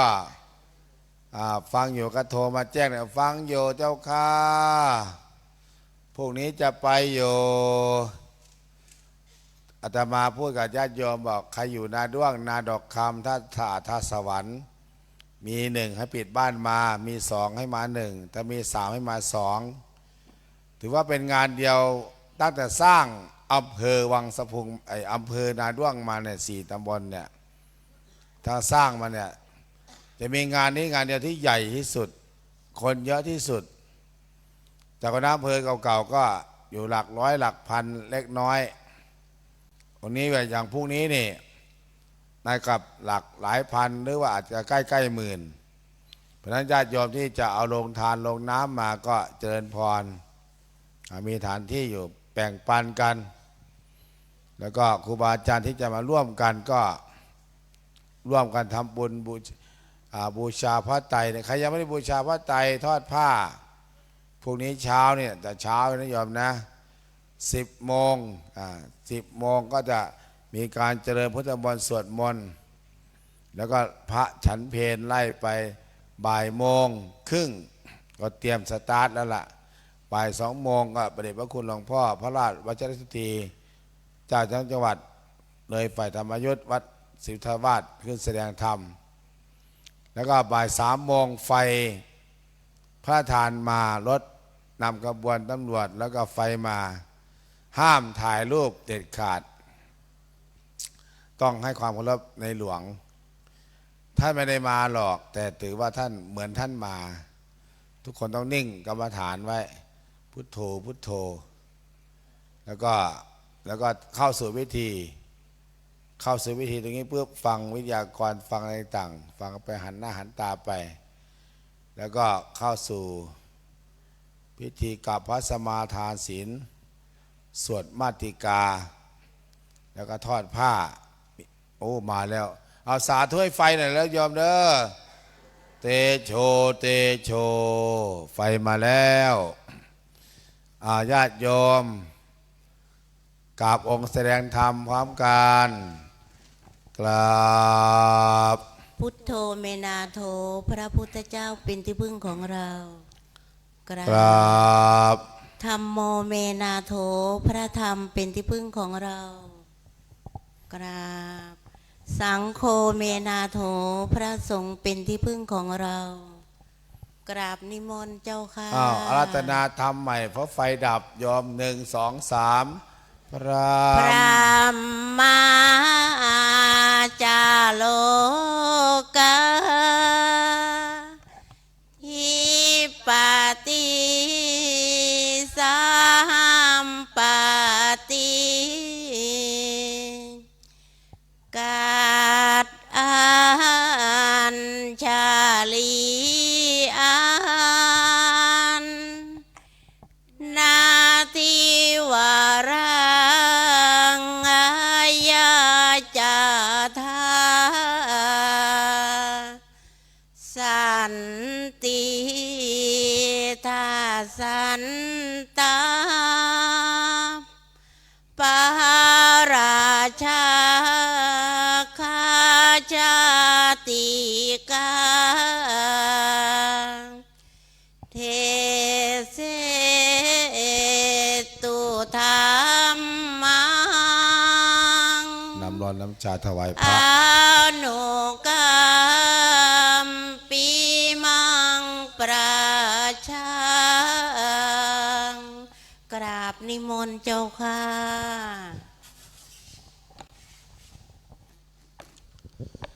สิริสุข พุทธศักราชศาสนยุคการจำเดิมแต่วันเริ่มเสด็จดับขันธ์ปรินิพพาน แห่งองค์พระพิชิตมารอรหันตสัมมาสัมพุทธเจ้าของเรานั้น บัดนี้ล่วงแล้ว 2,569 พระพรรษา ปัจจุบันสมัยเดือนเมษายนมาสพุธที่ 30 จัดไว้เป็นปัจจุบันวาลยังศาสนยุคการขององค์สมเด็จพระพิชิตมารอรหันตสัมมาสัมพุทธเจ้าของเรานั้น มีนัยยะท่านสาธุชนทั้งหลาย จะพึงกำหนดจดนับกันด้วยประการละชะนี้นะโมตัสสะภะคะวะโตอะระหะโตสัมมาสัมพุทธัสสะนะโมตัสสะภะคะวะโตอะระหะโตสัมมาสัมพุทธัสสะนะโมตัสสะภะคะวะโตอะระหะโตสัมมาสัมพุทธัสสะอุปนิยติชีวิตะมัปปมายุงชรูปนิตัสสะนะสันติตานาเอตังพยังบรเนเปกขมาโนโลกามิสังปะชะเหสันติเปกโข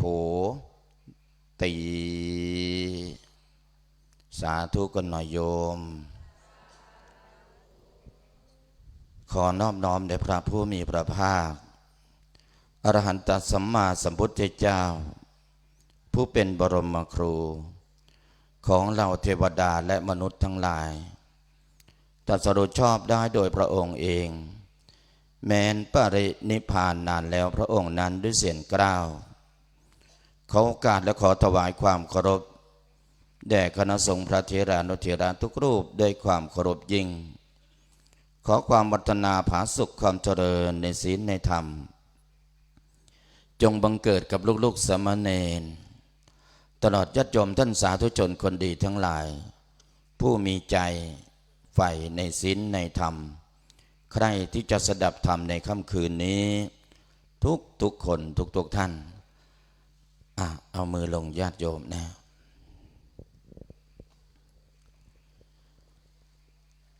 นำขานลือเรื่องกว้างขจายพระผู้ทุ่มใจกายออกเอื้อพระครูจริยะช่วยนำทางสุขให้จริงแห่สารธรรมประเสริฐแท้หน้าสองสรรเสริญสาธุอีกหน่อยโยมเสียดายที่วันนี้เนี่ยเสียดายที่ท่านพระครูเนี่ยจริยสารธรรมไม่ได้มาฟังเทศกับพวกเราแต่ก็ไอ้ที่พวกเราได้ฟังธรรมเนี่ยก็มีพระเดชพระคุณท่านนั่นแหละเป็นต้นเขาเป็นเหตุให้เราได้ออกจากบ้านจากเรือนวางภาระต่างๆมุ่งหน้ามายังสถานที่แห่งนี้ก็สืบเนื่องมาจากว่าพระเดชพระคุณท่านได้มรณภาพจากพวกเราไปตั้งแต่วันที่18ที่ผ่านมาซึ่งเราก็ทราบกันดีการจากมันมีจากเป็นแล้วก็จากตายอยู่ไอ้จากเป็นเนี่ยเราเองยังพอทำใจได้แต่ถ้าจากตายเนี่ยส่วนมากเนี่ยเราทำใจกันไม่ค่อยได้เพราะว่าเชื่อเหลือเกินว่าที่เราท่านทั้งหลายที่อยู่ตรงนี้เนี่ยไม่มีใครอยากจะตายสักคนเลยจริงไหมโยมจริงไหมโยมไหนใครที่ยังมีความรู้สึกว่าไม่อยากตายยกมือสูงๆหน่อยโยมสูงโยมนะใครอยากตายเอามือลงทีเนี่ยนาน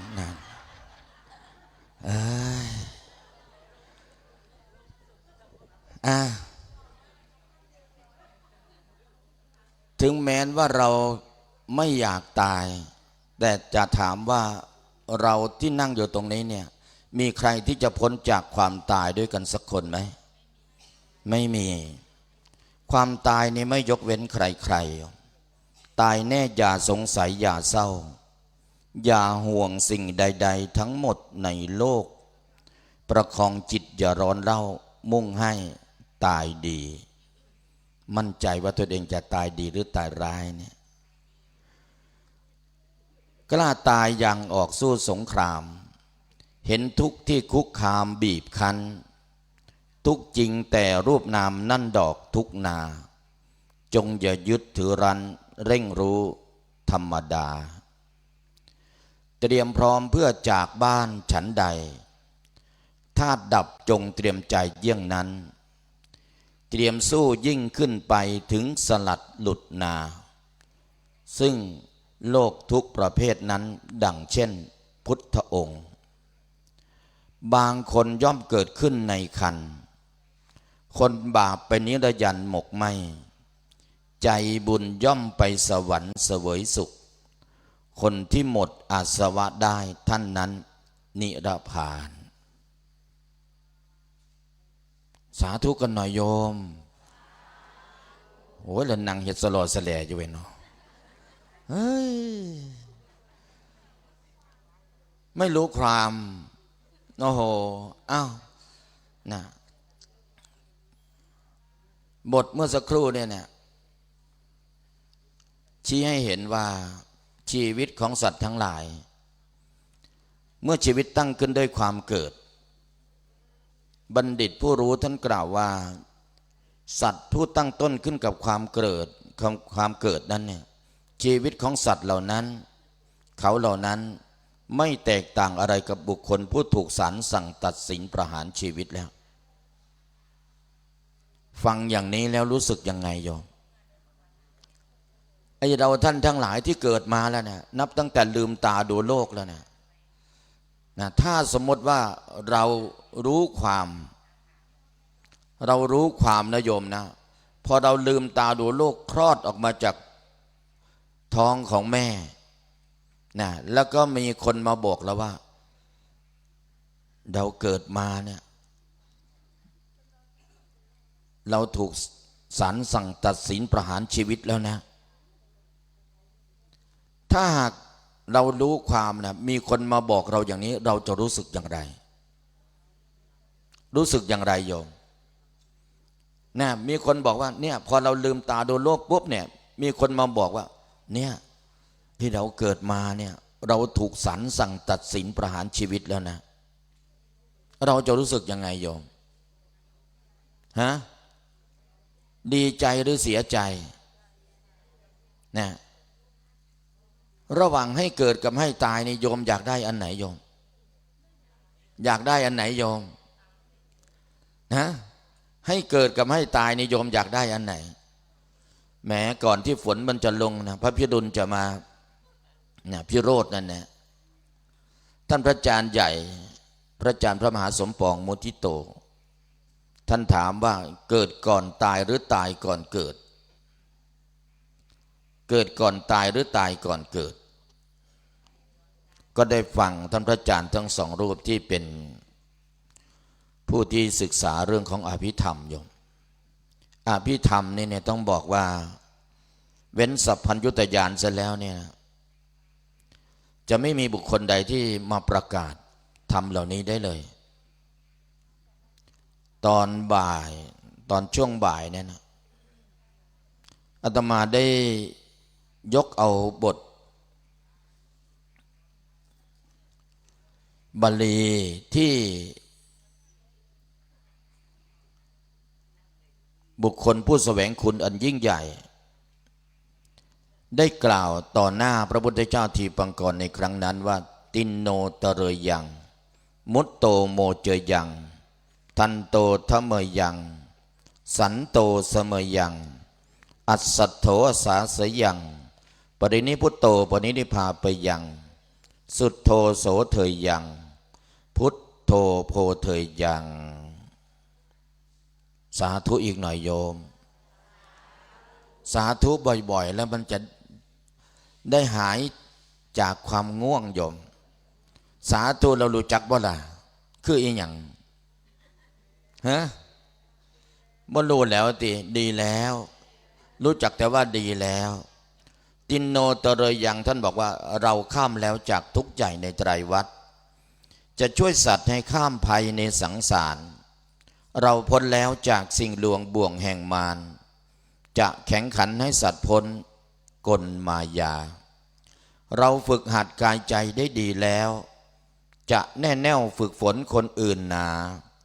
เราสงบแล้วจากกิเลสเหตุกามาจะมุ่งหน้าฝึกเวไนให้สงบตามเราหายใจได้คล่องไม่คล่องขัดจะให้สัตว์ได้เบาใจไม่ครั่นครามจะสอนศาสตร์ให้ครบถ้วนกระบวนความช่วยสัตว์ข้ามโลกสามอย่างปลอดภัยเราสงบแล้วจากกิเลสเหตุแห่งทุกข์จะปลอบปลุกชนทุกข์ยากจากหลับไหลอวิชชาตัณหามูลหนุนนำใจจงเหือดหายดับสิ้นไปจากใจชนเราบริสุทธิ์ผุดผ่องไม่หมองเศร้าญาณของเราจึงรู้แจ้งทุกแห่งหนเพื่อขจัดกิเลสร้ายจากใจคนให้บริสุทธิ์หลุดพ้นมนทินสามเราตรัสรู้สัจจะอริยเลิศสุดประเสริฐกว่าใครในโลกสามเพื่อให้สัตว์ทั่วทุกผู้ตรัสรู้ตามสมกับนามสัมพุทธภควาตราบชีวิตลมหายใจชายคนนี้พร้อมยอมพลีให้เป็นทาสพระศาสนาขอรับใช้ใต้เบื้องบาทพระศาสดาเพื่อบ่มกล้าปัญญาโพธิญาณขอแบกรับทุกข์ใหญ่ในภายหน้าคราตัวข้ายังเที่ยวไปในสังสารเพื่อช่วยสัตว์ให้ก้าวข้ามความกันดารสู่นิพพานอันเกษมเปรมปรีถ้าไม่มีมหาบุรุษผู้แสวงคุณอันยิ่งใหญ่ตั้งความปรารถนาอย่างนี้ พุทธศาสนาอุบัติเกิดขึ้นไม่ได้เลยโยมเพราะมีบุคคลผู้ตั้งความปรารถนาคุณอันยิ่งใหญ่คุณอันยิ่งใหญ่ในที่นี้ก็คือตั้งความปรารถนาสัมมาสัมโพธิญาณนั่นแหละแล้วสัมมาสัมโพธิญาณนั้นเอามาทำไมสัมมาสัมโพธิญาณนั้นเอามาใช้ในการรื้อสัตว์ขนสัตว์โยมใช้ในการรื้อสัตว์ขนสัตว์รื้อสัตว์ขนสัตว์ไปไหนรื้อสัตว์ขนสัตว์นั้นให้พ้นจากทุกข์นะพ้นจากโทษพ้นจากภัยในสังสารวัฏสังสารวัฏนี่ยาวนานเหลือเกินนะหาเบื้องต้นเบื้องปลายไม่พบหาจุดจบไม่เจอสงสารนี่เนี่ยมันแปรปรวนปิ่นปอกมีผู้บอกบันแหงหายสั่งสัมบดาแถมเคยไหมโยมเวลามีคนมาพูดธรรมะให้ฟังหรือว่าบอกมาสอนเราเนี่ยเราโกรธเขาเคยไหมโยมเคยเพราะอะไรเพราะกิเลสเรามันไม่ชอบศรัทธามันยังไม่มีนะแต่ถ้าหากว่าเป็นอุปนิสัยของบัณฑิตแล้วเนี่ยได้ยินได้ฟังธรรมแล้วเนี่ยแม้ว่าบุคคลอื่นจะตำหนิโดยเฉพาะบัณฑิตเนี่ยเขาจะตำหนิเราเวลาที่เราทำไม่ดีหรือประพฤติไม่ถูกแล้วเขาจะอนุโมทนากับเราเวลาที่เราทำดีนะเพราะฉะนั้นเนี่ยมีผู้บอกบันแหงหายสั่งสัมบดาแถมจึงได้เกิดเดือดร้อนไฟลวกลามเผาทุกวันนี้เนี่ยพวกเราเนี่ยถูกไฟเผาไหมถูกไฟเผาไหมถูกเผาตั้งแต่เกิดแล้วโยมอยากรู้ว่าไฟเผาเราหรือเปล่าเนี่ยเอามือมาอังตรงนี้ก็ได้เนี่ยหายใจเข้าหายใจออกเนี่ยรู้เลยแสดงว่ามันเผาเราตลอดเลยนะไอ้เพราะธาตุไฟที่มันเผาเรานั้นแหละมันถึงให้เราแก่ถึงให้เราได้แก่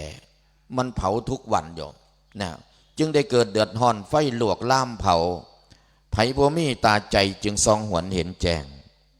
ใจใจเจ้าจงสาสงล่างหัวใจขาวพองสะท้อนใจเอ้ยใจบ่ล่างเองเจ้าไผสิล่างให้ซอยใจเจ้าเด้เจ้าสิคล้องค่อยถ่ากายญาสิล่างสวยอย่าคล้องถอนกายนั้นมันบ่รู้จักกิเลสเรื่องสีถูล่างบนจังใดโยมกายกิเลสมันอยู่ที่กายหรืออยู่ที่ใจอยู่ที่กายหรืออยู่ที่ใจไหนใครว่ากิเลสอยู่ที่กายยกมือโยมไหนว่ากิเลสอยู่ที่ใจยกมือโยมเอามือลงโยมเมื่อกิเลสอยู่ที่ใจแล้วเนี่ยวันหนึ่งระหว่างเราทำความสะอาดกายกับทำความสะอาดใจเนี่ยเราทำความสะอาดอันไหนมากกว่ากันโยมอันไหนโยมกายในขณะที่เราทำความสะอาดกายนะกิเลสมันเพิ่มขึ้นไหมเพิ่มถ้าหากทำความสะอาดกายอย่างคนที่ขาดปัญญาโยมทำความสะอาดกายอย่างคนที่ขาดปัญญานั่นก็คือทำความสะอาดกายอย่างคนที่ขาดปัญญายังไงจริงๆแล้วที่เราทำความสะอาดกายเนี่ยทำอย่างไรจึงจะชื่อว่าทำความสะอาดกายอย่างคนที่มีปัญญาวันนี้มันจะเวลาจะหมดแล้วเนี่ยต้องรีบฟังนะโยมนะจะหมดเวลาแล้วเนี่ยว่าจะพูดเรื่องของวิปัสสนาสักหน่อยหนึ่งเนี่ยจะหมดเวลาแล้วจะทำความสะอาดกายยังไงอย่างคนที่มีปัญญาโยมฮะอะไรนะใช้กายรักษาศีลใช้กายรักษาศีลอย่างคนที่มีปัญญาเอาฟังโยมแม่นะพิจารณาอย่างไงทำความสะอาดกายเนี่ยทำความสะอาดกายยังไงจึงทำความสะอาดกายอย่างคนที่มีปัญญาคือเหตุคือบ่เคยเหตุแต่นอกเนี่ยเนาะมิตรศิลีแต่นอกเนี่ยฮะโยมฮะชำระกายเหมือนกับชำระกิเลสเว้าคือแต่นั้นเนี่ยตายแล้วเนี่ยมันต้องคุยกันในเรื่องของกรรมฐานนะมันถึงจะเข้าใจในเรื่องพวกนี้ต้องเวลาเราทำความสะอาดกายเนี่ยต้องใส่ใจถึงความทุกข์โยมนะแม้แต่เราจะเปลี่ยนอิริยาบถแต่ละครั้งแต่ละคราวเนี่ยถ้าเราไม่ใส่ใจถึงความจริงของเขาแล้วเนี่ยกิเลสมันไหลกิเลสนี่มันไหลตลอดเลย นะการเห็นการได้ยินการได้กลิ่นการลิ้มรสการยืนการเดินการนั่งการนอนนะถ้าเราไม่เข้าใจความจริงในการทำนะมันก็เป็นไปด้วยอำนาจของกิเลสนั่นแหละหรือว่าที่เขาเรียกว่าความเคยชินโยมความเคยชินเพราะฉะนั้นเนี่ยกายนั้นมีแต่โกกาแห่งแม่งว่านตอมหนอนสีบุญบัดห้าใจจากแล้วกายนั้นสีเนานุ่มบัดห้าใจจากแล้วกายนั้นสีเนานุ่มชาตินี้ทำบุญสั่งสังหัวใจให้ถ่วนทีอย่าได้เอาขาดหน่อยมาขูดเก่าใดกับบองามขาดน้อยนี่นั่งอยู่ตรงนี้เนี่ยขาดกันทั้งนั้นเนี่ยยกเว้นพระเพราะพระไม่มีที่จะให้ขาดอยู่เนี่ยอย่าได้เอาขาดหน่อยมาขูดเก่าใดกับบองามชาตินี้ทำบุญสั่งสังหัวใจล่างกิเลสดีได้ขั้นกิเลสบ่เกียงสิเวียนมวยกระดูกต่อให้ในแม่ละน้องคำเดียวหนึ่งก็จะว่าพากันต่อเนี่ยนะขั้นกิเลสบ่เกียงสิเวียนมวยกระดูก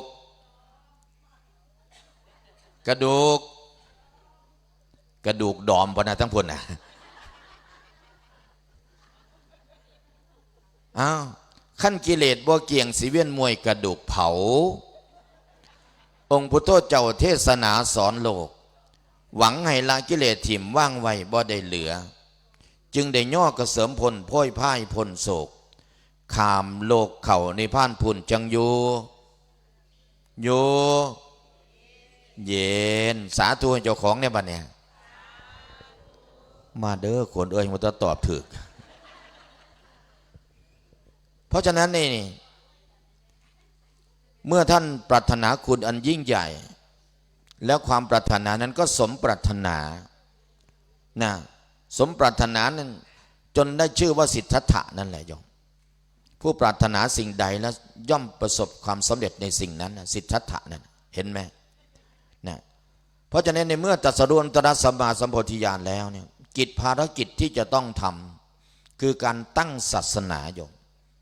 การตั้งศาสนาการวางศาสนาการตั้งศาสนาเพราะพระพุทธเจ้าเนี่ยถ้าเป็นสัมมาสัมพุทธะท่านจะต้องตั้งศาสนาแต่ถ้าเป็นปัจเจกพุทธะท่านจะไม่ตั้งศาสนานะไม่ตั้งศาสนาทำไมเพราะท่านปรารถนามาอย่างนั้นแต่สัมมาสัมพุทธะเนี่ยปรารถนาที่จะรื้อสัตว์ขนสัตว์ต้องตั้งศาสนาการตั้งศาสนานั้นก็คืออาศัยการประกาศธรรมคำสอนที่ตนได้รู้แล้วได้แทงตลอดแล้วซึ่งการประกาศธรรมคำสอนนั้นมีการประกาศธรรมคำสอนทั้งที่เป็นไปกับโลกและทั้งที่เป็นไปเพื่อพ้นโลกโยมประกาศธรรมคำสอนที่เป็นไปกับโลกก็มี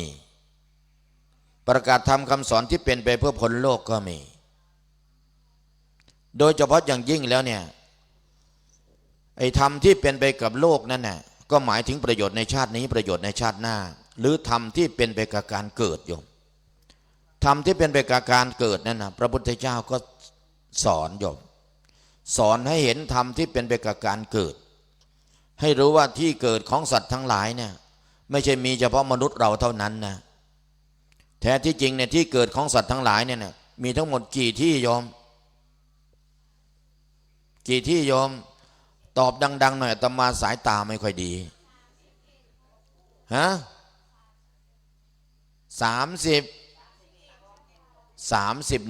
31โยมนะ31ภพภูมินะในบรรดา31ภพภูมินั้นเนี่ยภพภูมิที่เราท่านทั้งหลายไม่ปรารถนามีกี่ภูมิโยม4ภูมินั่นก็คืออบายภูมิทั้ง4นั่นแหละอบายภูมิทั้ง4นั่นแหละเปรตอสุรกายสัตว์เดรัจฉานสัตว์นรกหรือทุกขติภูมินะทำไมถึงไม่ปรารถนาถึงแม้ว่าเราไม่ปรารถนาแต่เรามีโอกาสที่จะไปไหมมีโอกาสที่จะไปไหมมีเพราะ4ภูมินี้มีไว้สำหรับบุคคลผู้ที่ยังเป็นปุถุชนอยู่เท่านั้นโยมส่วนบุคคลที่เป็นอริยชนหรืออริยบุคคลแล้วเนี่ยท่านเหล่านั้นปิดประตูอบายอย่างแน่นอน แล้วปิดอย่างถาวรด้วยทำไมท่านไม่บ่ายหน้าไปสู่ทุกขติหรืออบายภูมิเพราะอะไรพระอริยบุคคลทำไมไม่ไปโยมทำไมไม่ไปที่ท่านไม่ไปก็เพราะว่าก่อนที่ท่านจะเป็นพระอริยบุคคลได้นั้นท่านต้องประหารกิเลสตัวที่มันเป็นเหตุเป็นปัจจัยเนี่ยนำไปสู่อบายภูมิได้เสียก่อนถ้าท่านยังไม่สามารถฆ่าหรือประหารกิเลสตัวนั้นได้ไม่มีทางที่จะก้าวเข้าไปสู่ความเป็นอริยบุคคลได้โยมก็เลยจะมีคำถามว่าแล้วกิเลสตัวไหนโยมที่มันเป็นตัวสำคัญนำให้เราเนี่ยต้องบ่ายหน้าไปสู่อบายภูมิแล้วเล่าหรือกิเลสตัวไหนที่เขาเรียกเราว่าปุถุชนกิเลสตัวไหนกิเลสตัวไหนโยมกิเลสตัวไหนโยมฝั่งนี้บอกมิจฉาทิฏฐิมิจฉาทิฏฐิมันมีหลายระดับมิจฉาทิฏฐิกิเลสตัวที่มีความเห็นผิดว่าเป็นเรานั่นแหละโยมกิเลสตัวที่มีความเห็นผิดว่าเป็นเรานั่นแหละตราบใดยังเข้าไม่ถึงความจริงของสภาวะที่เขามีอยู่เป็นอยู่ตามความเป็นจริงแล้วเนี่ยก็ชื่อว่ายังมีความเป็นเราอยู่ยังมีความเห็นผิดอยู่เพราะฉะนั้นกิเลสตัวนี้เนี่ยจะต้องละแล้วการละนั่นเนี่ยมันมีละเป็นทีละขณะนะกับละแบบสมุจเฉทนะละแบบสมุจเฉทไอการละกิเลสละเป็นขณะกับละแบบข่มไว้นะแล้วก็ละโดยสมุจเฉทก็คือถอนรากถอนโคนถอนรากถอนโคนเลยนะโดยเฉพาะอย่างยิ่งแล้วเนี่ยไอการปฏิบัติที่เราท่านทั้งหลายเนี่ยปฏิบัติกันอยู่ส่วนมากก็พากันทำสมาธิกันโยมเนาะส่วนมากก็พากันทำสมาธิกันนะการทำสมาธิก็ดีการรักษาศีลก็ดีการทำสมาธิก็ดีทำกันเยอะโยมแต่สิ่งที่ทำกันยากก็คือเรื่องของการเจริญปัญญาหรือการเจริญวิปัสสนาเพราะอะไรนะส่วนหนึ่งเลยเนี่ยเกี่ยวกับเรื่องของการได้ยินได้ฟังโยมนะ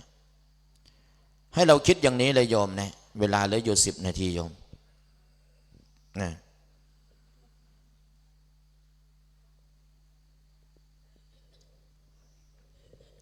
ให้เราคิดอย่างนี้แล้วกันว่าวันหนึ่งเนี่ยถ้าหากวันไหนเราตื่นขึ้นเนี่ยเป้าหมายของเราอยู่ข้างนอกเนี่ยแล้วที่ทำงานของเราอยู่ข้างนอกนะดิ้นรนไปเพื่อแสวงหาเพื่อได้มาวันนั้นเนี่ยเราทำประโยชน์ในชาตินี้โยมเราทำประโยชน์ในชาตินี้เพื่อได้มาวันใดเรามีการทำบุญขนขวายบุญให้เกิดขึ้นไม่ว่าจะเป็นทานกุศลศีลกุศลหรือภาวนากุศลนะโดยเฉพาะอย่างยิ่งเนี่ยคนที่จะให้ทานได้จะต้องเป็นคนที่มีศรัทธาอย่างที่ได้กล่าวในช่วงบ่ายนั้นว่าเฮาสิไปเมืองฟ้าเอาศรัทธาเป็นเพื่อนเฮือนสิยังฝังแด่นหลดแม่นเสาคนเฮานี่เอาศรัทธาเป็นครูศึกษาดูให้แจ้งเห็นแล้วจังเสือถ้ำบุญและกรรมสิใดศรัทธาใหญ่นำพาเฮาจึงมาบำเพ็ญเหตุเป็นเห็นแจ้งขาดศรัทธาสูญแห่งถ้ำอันใดกับบ่เสือเสียหมักผลเป่าถิ่มพ่อปั่นฝ่าแหลบหายศรัทธาเป็นดังนายหัวหน้าผ้าเฮากระทำชอบระบอบใดบ่แจ้งเห็นแล้วอย่าเสือตามยิ่งและชายสิได้ขามโอขะใหญ่สมุทรหลวงดวงศรัทธาเป็นเฮือจังบ่เสียสินค่าศรัทธานั้นปันเป็นศรัทธามีกี่อย่างโยมศรัทธามีกี่อย่างโยมมันคือมิตรศิรีแต่ปะเนี่ยศรัทธามีกี่อย่างโยมศรัทธามีตอบดังๆพร้อมกันโยมศรัทธามีศรัทธามีศรัทธามี4 อย่างโยมนะศรัทธานั้นปันเป็นประเภท4ไผทำดีกระไดไปจ่อยลดบ่ค่า ขันศรัทธาเฮาเสื่อมคือกันกับเหื่อหัวพอออกไม่ออกเอ้ยค้นหัวกับค้นทายตายจ่อยครึ่งทะเลศรัทธาเป็นดังมีดเป้วิปยุตยุดเสียย่านสัมปยุตเหมือนเกลือบ่จืดจางลงได้ไม่มีเวลาอธิบายไม่มีเวลาขยายความโยมศรัทธาสี่อย่างโยมดูให้ดีนะหนึ่งศรัทธาเชื่อกรรมหรือศรัทธาเชื่อเหตุโยม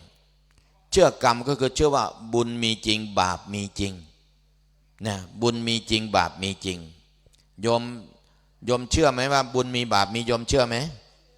ถ้าโยมไม่เชื่อนะโยมไม่มานั่งอยู่อย่างนี้หรอกโยมถ้าโยมไม่เชื่อโยมไม่มานั่งอย่างนี้หรอกนะ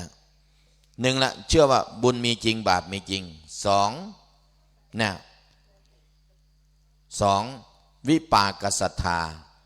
ผลบุญผลบาปมีจริงผลของบุญผลของบาปมีจริงแล้วโยมเชื่อไหมผลบุญผลบาปมีไหมมีอย่างที่สามเชื่อว่าสัตว์ทั้งหลายมีกรรมเป็นของตนเราทำกรรมอย่างใดจะต้องได้รับผลอย่างนั้นเชื่อหรือเปล่าเชื่อในบรรดาความเชื่อสามอย่างนี้ถ้าขาดความเชื่ออย่างที่สี่แล้วเนี่ยยากที่จะมั่นคงได้โยมความเชื่ออย่างที่สี่คืออะไรคืออะไรคืออะไรตถาคตโพธิศรัทธาเชื่อในการตรัสรู้ของพระพุทธเจ้าเพราะเชื่อในการตรัสรู้ของพระพุทธเจ้านั่นแหละเราจึงน้อมจิตน้อมใจของเราในการที่จะฟังธรรมเพราะอาศัยการได้ยินได้ฟังธรรมนั่นแหละจึงเกิดความรู้เกิดความเข้าใจเกิดความรู้เกิดความเข้าใจรู้เข้าใจในธรรมที่เป็นไปกับโลกก็รู้ในธรรมที่จะเป็นไปเพื่อพ้นโลกก็รู้โดยเฉพาะฟังธรรมเข้าใจแล้วจะเห็นโทษเห็นภัยของวัฏฏะโยมนะเพราะฉะนั้นนี่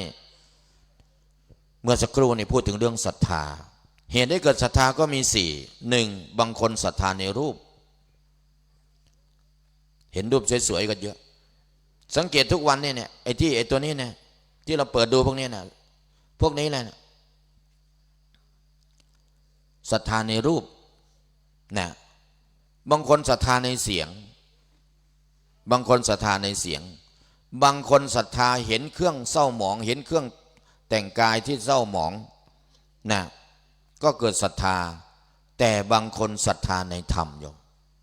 ศรัทธาในธรรมนั่นแหละจะยังให้บุคคลนั้นเนี่ยเข้าใจสัจจะเข้าใจความจริงได้นะเพราะฉะนั้นตรงนี้เนี่ยอันนี้ศรัทธานะเมื่อมีศรัทธาแล้วเนี่ยต้องเป็นผู้ที่มีศีลต้องเป็นผู้ที่มีศีลโยมศีลคืออะไรโยมอย่าบอกว่าบ่ฮู้จักศีลเด้อศีลคืออะไรโยมขันผู้ขาดสิตอบกับย่านพิษบัดว่าเนี่ยฮะอะไรนะ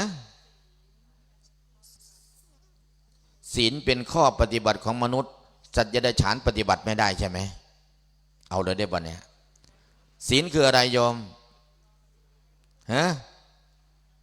เอาอย่างนี้โยมจะรักษาศีลนะโยมจะต้องพากันไปรักษาศีลที่ไหนโยมเอาเลยได้บ่เนี่ยที่ไหนโยมแหมทำเหมือนกับคนเป็นคนไม่เคยรักษาศีลอย่างนั้นแน่โยมจะรักษาศีลนะโยมจะไปรักษาที่ไหนโยมไหนใครบอกว่ารักษาที่ใจยกมือสูง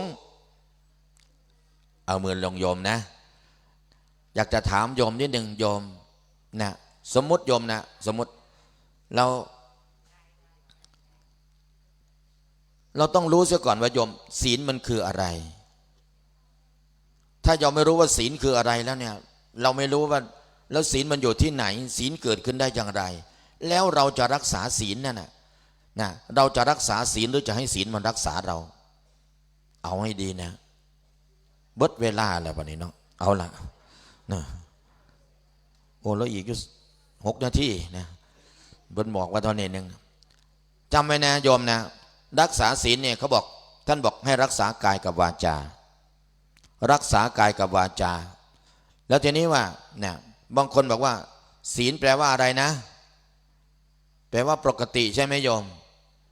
ปกติเคยได้ยินไหมโยมศีลแปลว่าปกติเคยได้ยินไหมเคยได้ยิน ทษทีเนี่ยสมมติว่าเราไปเจอหมามานอนหลับ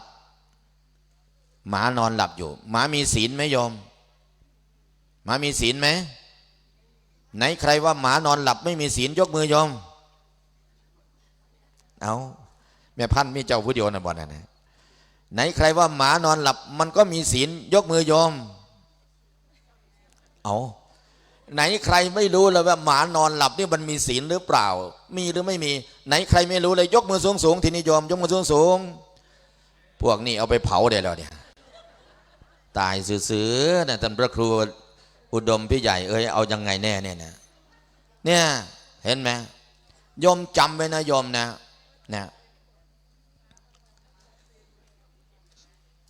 สรุปแล้วเนี่ยตอบให้ฟังหน่อยไอ้หมานอนหลับนี่มีศีลไหมไหนใครว่าไม่มียกมือเอามือลงทีเนี่ยนะถ้าการนอนหลับมีศีลเนี่ยเราก็ไม่ต้องทำอะไรเลยโยมอยากรักษาศีลให้ได้นานๆนอนมันเบิดมือเบิดเว้นเนี่ยแม่นบอกคนรักษาศีลก็ดีหรือหมาก็ตามเนี่ยมันจะรักษาศีลจะเกิดขึ้นได้ต้องเกิดขึ้นในขณะที่ตื่นอยู่ไม่ใช่หลับอยู่นะตื่นแล้วมีการเว้นทางกายทางวาจาเว้นทุจริตทางกายทางวาจานะเมื่อเว้นทุจริตทางกายทางวาจานั่นแหละอย่างนั้นชื่อว่าเป็นศีลนะเมื่อเราไม่ทำชั่วทางกายทางวาจาคือมีความสำรวมอย่างดีแล้วนะทีนี้ก็ศีลมันกำจัดกิเลสอย่างหยาบกิเลสมันมีอย่างหยาบนะทำไมถึงบอกว่าหยาบโยมกิเลสมันมีหยาบมีกลางมีละเอียดเนี่ยทำไมถึงบอกว่าหยาบ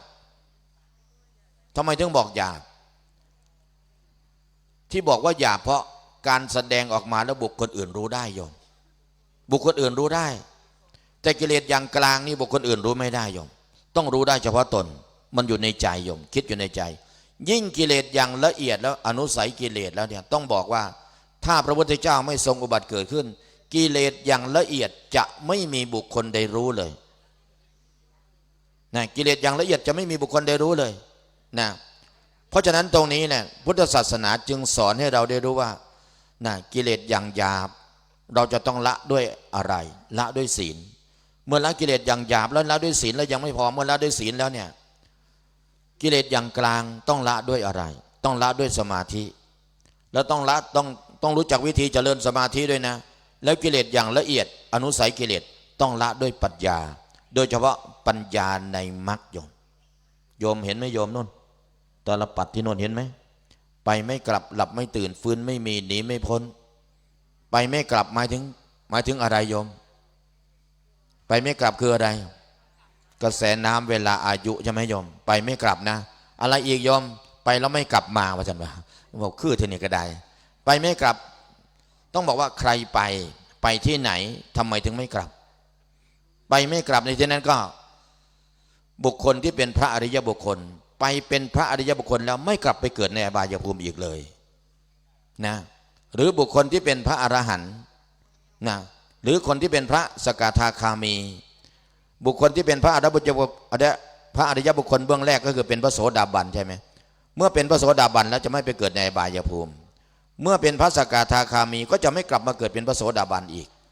ไม่ต้องพูดถึงอบายภูมิแล้วนะเมื่อเป็นพระอนาคามีก็จะไม่กลับมาเกิดเป็นพระสกทาคามีไม่กลับมาเกิดเป็นพระโสดาบันสุดท้ายคือผู้ที่ไปไม่กลับจริงๆคือพระอรหันต์โยมอรหันต์นะไม่ใช่อรหันต์นะอระแปลว่าผู้ไกลจากข้าศึกคือกิเลสอรหันต์นั่นคือไปไม่กลับหลับไม่ตื่นคืออะไรหลับไม่ตื่นคืออะไรนิจตามิจฉาทิฏฐิโยมบุคคลใดตกอยู่ด้วยอำนาจของนิจตามิจฉาทิฏฐิยากที่จะหลับที่จะตื่นเขาเรียกว่าหลับไม่ตื่นฟื้นไม่มีคือกิเลสที่ถูกละถูกประหารด้วยมรรคทั้งสี่หนีไม่พ้นเกิดมาแล้วหนีตายไม่พ้นหรือหนีกรรมไม่พ้นโยมเอาแล้วนะเพราะฉะนั้นนี่หมดเวลาแล้วโอ้ยอีก3 นาทีใช้เวลาให้ครบก่อนเนี่ย3 นาที3 นาทีที่เหลือมาพูดถึงเรื่องของการเจริญวิปัสสนาสักนิดหนึ่งโยมนะวิปัสสนาเนี่ยวิปัสสนานี่แหละเป็นข้อปฏิบัติที่มีอยู่เฉพาะในพุทธศาสนาโยมซึ่งข้อปฏิบัตินี้เนี่ยเป็นข้อปฏิบัติเดียวนะแล้ววิปัสสนาจะเกิดขึ้นไม่ได้ถ้าสติปัฏฐานไม่เกิดโยม เพราะฉะนั้นเนี่ยคนที่จะยังวิปัสสนาให้เกิดขึ้นเป็นไปเนี่ยบุคคลนั้นต้องรู้จักวิธีเจริญสติปัฏฐานเพราะสติปัฏฐานเนี่ยเป็นข้อปฏิบัติเดียวเป็นทางสายเดียวเป็นทางสายเอกเป็นไปเพื่อความบริสุทธิ์หมดจดของสัตว์ทั้งหลายเป็นไปเพื่อความก้าวล่วงจากทุกข์และโทมนัสเป็นไปเพื่อความสิ้นไปแห่งความลำบากทางกายและความลำบากทางใจเป็นไปเพื่อบรรลุเยยธรรมเยยธรรมหรือญาญธรรมนั้นเป็นชื่อของมรรคผลโยมเมื่อมรรคผลเกิดขึ้นไม่มีหลักมรรคผลเกิดขึ้นที่จะไม่มีพระนิพพานไม่มีเพราะฉะนั้นจึงเป็นไปเพื่อพระนิพพานทางนั้นได้แก่สติปัฏฐานสี่ท่านกล่าวไว้อย่างนี้นะเอกายโนอยังพิกเวมัคโคสัตตนังวิสุทธิยาโสกบริเทวนังสมติกมายะทุกขโทมนัสสานังอัตถังขมายะยายัสสะอธิขมายะนิพพานัสสะสัจฉิกิริยายะยะทิทังจัตตโรสติปัฏฐานาสาธุหน่อยโยมเอาเนาะเพราะฉะนั้นนี่เจริญวิปัสสนาเจริญอย่างไรต้องรู้ว่าวิปัสสนาเนี่ยเป็นชื่อของปัญญาที่ไปรู้รูปรู้นามโยมรู้รูปรู้นามการเจริญกรรมฐานมันมีกรรมฐานที่ใช้อยู่สองลักษณะลักษณะหนึ่งอาศัยการตรึกการนึกอาศัยบัญญัติขณะที่เราตรึกเรานึกเราอาศัยบัญญัติขณะนั้นเนี่ยเขาเรียกว่าเป็นอารมณ์ของสมาธิ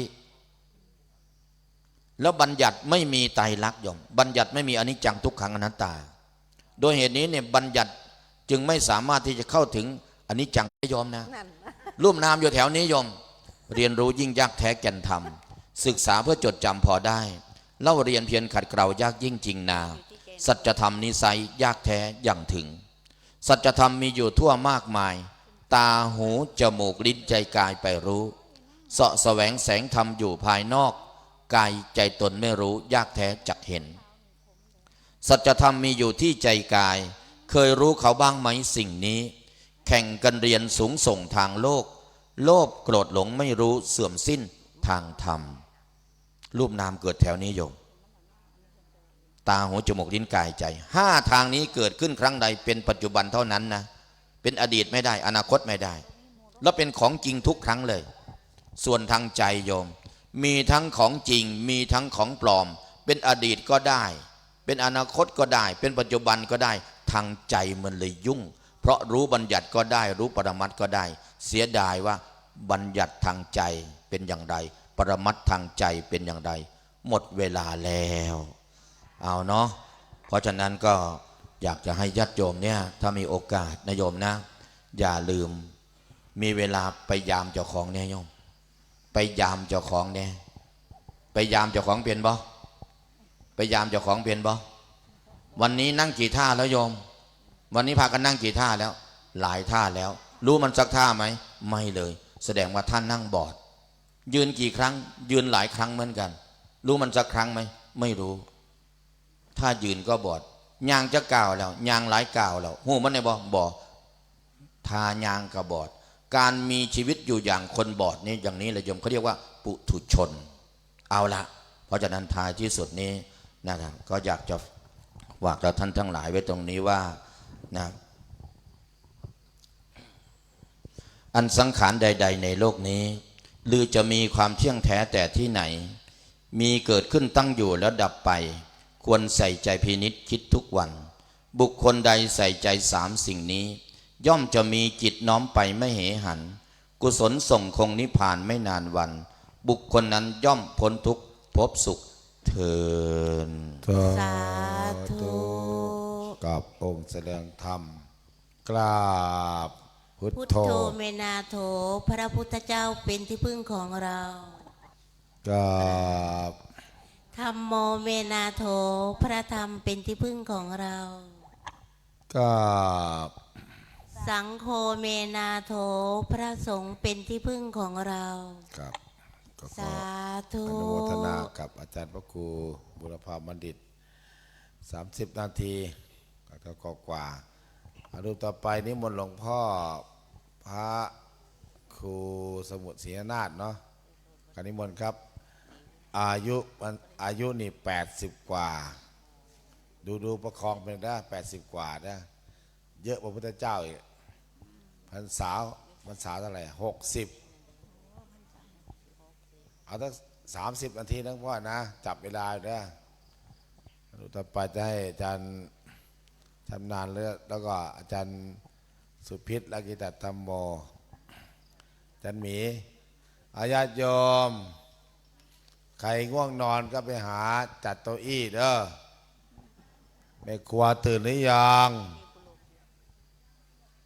กราบองค์แสดงธรรม กราบพุทโธเมนาโถพระพุทธเจ้าเป็นที่พึ่งของเรา เวลาหมดผมจะ กราบ ใส่กระดิ่งนะครับ ธัมโม แกล้ง เมนาโถ มันโทร พ ศั ระ พท์ ธรรม นะ เป็นที่พึ่งของเรา พ่อก็สรุป กราบสังโฆ สาม เม ทุ่ม นา มา โถ เลย พระสงฆ์ 3 เป็น ทุ่ ที่ ม พึ่ง ครึ่ง ของเรา ตี 3 ครึ่งลง กราบนิมนต์เจ้าค่ะ ยังมีหลายๆองค์ครับ จากอำเภอเขมราชเพิ่งมาถึงเมื่อกี้เนี่ยนิมนต์ครับผมหลวงพ่อครับจับไมค์ครับ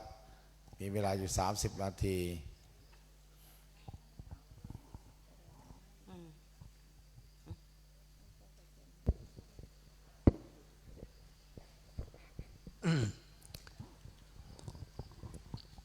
นะโมตัสสะภะคะวะโตอะระหะโตสัมมาสัมพุทธัสสะนะโมตัสสะ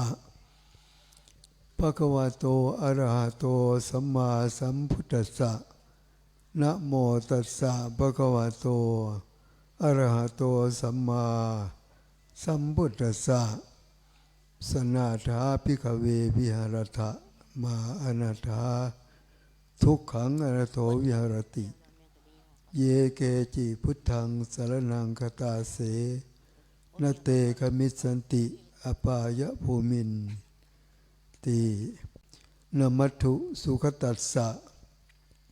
ขอคารวะบูชาองค์สมเด็จพระสุคตสัพพัญโญบรมครูของเทวดาและมนุษย์ทั้งหลายพร้อมพระธรรมสงฆ์ได้เสียงกล่าวขอความเจริญในธรรมเจริญสุขสวัสดีเจริญสีเจริญชนเจริญมรรคเจริญผลจงบังเกิดมีในญาติธรรมโดยทั่วทั่ว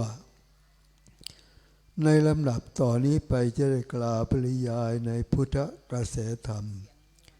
อันเป็นคำสั่งและคำสอนขององค์สมเด็จพระจินวรบรมโลกนาถศาสตราจารย์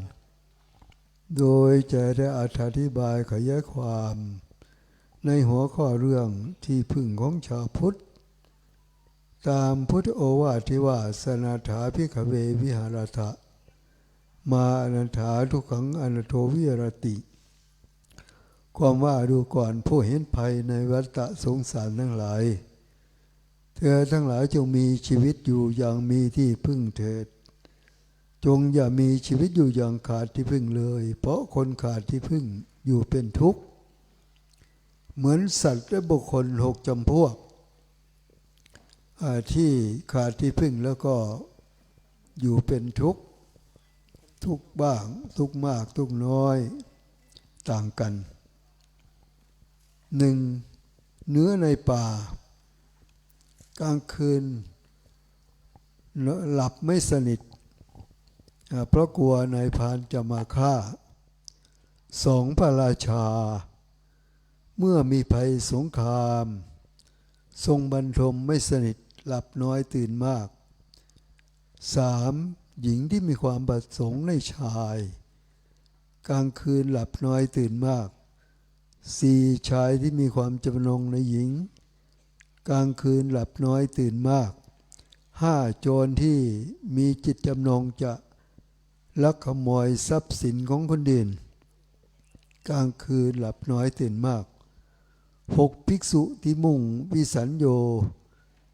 กระทำหวังเพื่อความพ้นทุกข์กลางคืนหลับน้อยตื่นมากเพราะไม่ยินดีในการหลับนอนต้องการทำความเพียรให้พ้นทุกข์เพราะเห็นภัยพิบัติภัยธรรมชาติภัยสงครามภัยพิบัติโลกทุก64 มหากัปก็จะมีการโลกจะแต่ละมหากัปเนี่ยจะถูกไฟบรรลัยกัน โลกของเราเนี้จะถูกยุคใดที่สัตว์โลกมากด้วยราคะไฟราคะคิไฟราคะจะทำให้เกิดไฟบรรลัยกันไฟจะทำลายโลกถึงพรหมโลกชั้นที่3เรียกว่าปริสัชชาพรหมอายุ1อสงไขยปุโรหิตาพรหมภูมิที่2อายุ2อสงไขยมหาพรหมภูมิที่3อายุ1มหากัป4อสงไขยเนี่ยไฟจะบรรลัยกัน56ครั้งน้ำจะบรรลัยกันยุคไหนที่มีโทสะสัตว์โลกมีมากด้วยโทสะเปรียบเหมือนน้ำกรดกัดกร่อนจิตใจยุคนั้นจะถูกน้ำบรรลัยกันถึงพรหมโลกชั้นที่6คือจะปริตาภาพรหมภูมิที่4อายุ2มหากัปอัปปมานาพรหมภูมิที่5อายุ4มหากัปอาภัสราพรหมภูมิที่6อายุ8มหากัปจะถูกน้ำบรรลัยกันน้ำท่วมโลกไปถึงพรหมโลกชั้นที่6ยุคใดที่สัตว์โลกมีโมหะมากโมหะอวิชชาก็จะเกิดลมกรดบรรลัยกันถึงพรหมโลกชั้นที่9คือลมจะบรรลัยกันไปถึงเรียกว่าปริตาสุภาพรหมภูมิที่7อายุ16มหากัปอัปปมาณสุภาพรหมภูมิที่8อายุ32มหากัปและสุภกินพรหมภูมิที่9อายุ64มหากัปจะถูกลมบรรลัยกันเพราะฉะนั้นคิดแล้วรวมแล้วไฟจะบรรลัยกัน7ครั้งน้ำบรรลัยกันครั้งหนึ่งสลับกันไปถึงน้ำบรรลัยกันครบ7ครั้งแล้วก็จะไฟบรรลัยกันอีกครั้งหนึ่งแล้วก็ลมบรรลัยกันไปถึงพรหมโลกชั้นที่9สุภกินพรหมก็จะไปถึงสุภกินพรหมเรียกว่า64รอบ64มหากัปจะถูกน้ำไฟลมบรรลัยกันเป็นอยู่อย่างนี้ไม่มีที่สิ้นสุดที่สูงขึ้นไปก็จะพ้นเวหปรพรหมภูมิที่10อายุ500มหากัปจะพ้นอสัญญสัตตพรหม500มหากัปสูงขึ้นไปก็เป็นอวิหาสุตวาสอนาคามีพรหมภูมิที่12อายุ 1,000 มหากัปอัสปาสุตวาสอนาคามีพรหมภูมิที่13 2,000 มหากัปสุทัสสาสุตวาสอนาคามีพรหมภูมิที่14 4,000 มหากัปสุทัสสีสุตวาสอนาคามีพรหมภูมิที่15 8,000 มหากัปและอากาลิตพรหมภูมิที่ 16,600 มหากัปอันนี้เป็นประตูนิพพานสำหรับพระอนาคามีที่ไปเกิดในสุรวพรหม5ชั้นก็จะปรินิพพานที่นั่นที่สูงขึ้นไปเรียกว่าอากาสานัญจายตนะอรูปพรหมภูมิที่17 20,000 มหากัปวิญญาณัญจายตนะอรูปพรหมภูมิที่18 40,000 มหากัปแล้วก็อากิญจญาตนะภูมิที่19 60,000 มหากัปแล้วก็อากิญจญาเนวสัญญาณสัญญาจตนะอรูปพรหมภูมิที่ 28,400 มหากัปสูงขึ้นไปนี้จะต้องยังมีการเวียนว่ายแต่เกิดอรูปพรหม4หรือว่าสัตว์โลกมีขันธ์เดียวมีขันธ์4ขันธ์มีขันธ์5ขันธ์ขันธ์เดียวคืออัญญสัจจะพรหมมีแต่รูปไม่มีนามมาฟังธรรมไม่ได้อรูปพรหม4อากาสาวิญญาอากิญจญาจนะที่อาลาละบุตรท่านได้สมาบัติ7ไปเกิดอยู่ที่อากิญจญาอรูปพรหมภูมิที่19 60,000 มหากัปอุทกดาบทอาจารย์ของพระพุทธเจ้าได้สมาบัติ8ไปเกิดในเนวสัญญาณสัญญายตนะอรูปพรหมภูมิที่28,400 มหากัปมีแต่นามไม่มีรูปเรียกว่ามีเวทนาสัญญาสังขารวิญญาณไม่มีรูปมาฟังธรรมไม่ได้ก็เสียเวลาต้องมีการเวียนว่ายแต่เกิด เพราะฉะนั้นพระพุทธเจ้าเนี่ยท่านต้องการโปรดสัตว์โลกมีอยู่3ประเภทก็เรียกว่าวิริยาธิกะพระพุทธเจ้าประเทศวิริยากะอย่างภาษีอริยไตรเจ้ามาตรัสรู้เนี่ยว่าบำเพ็ญวิริยาธิกะเรียกว่าบำเพ็ญ80อสงไขยได้รับพยากรณ์16อสงไขยแสนมหากัปแล้วก็ประเภทที่สองพระพุทธเจ้าประเภทศรัทธาธิกะผู้ยิ่งด้วยศรัทธาเช่นพระตรกัปนี้มีพระกากุสันโธเป็นต้นผู้ยิ่งด้วยศรัทธามาเป็น40อสงไขยได้รับพุทธยากร8อสงไขยแสนมหากัปพระพุทธเจ้าของเราเป็นปัญญาธิกะผู้ยิ่งด้วยศรัทธาผู้ยิ่งด้วยปัญญาบำเพ็ญบารมี20อสงไขยแสนมหากัปพระพุทธเจ้าของเราเนี่ยเป็นปัญญาธิกะพระองค์ทรงบำเพ็ญ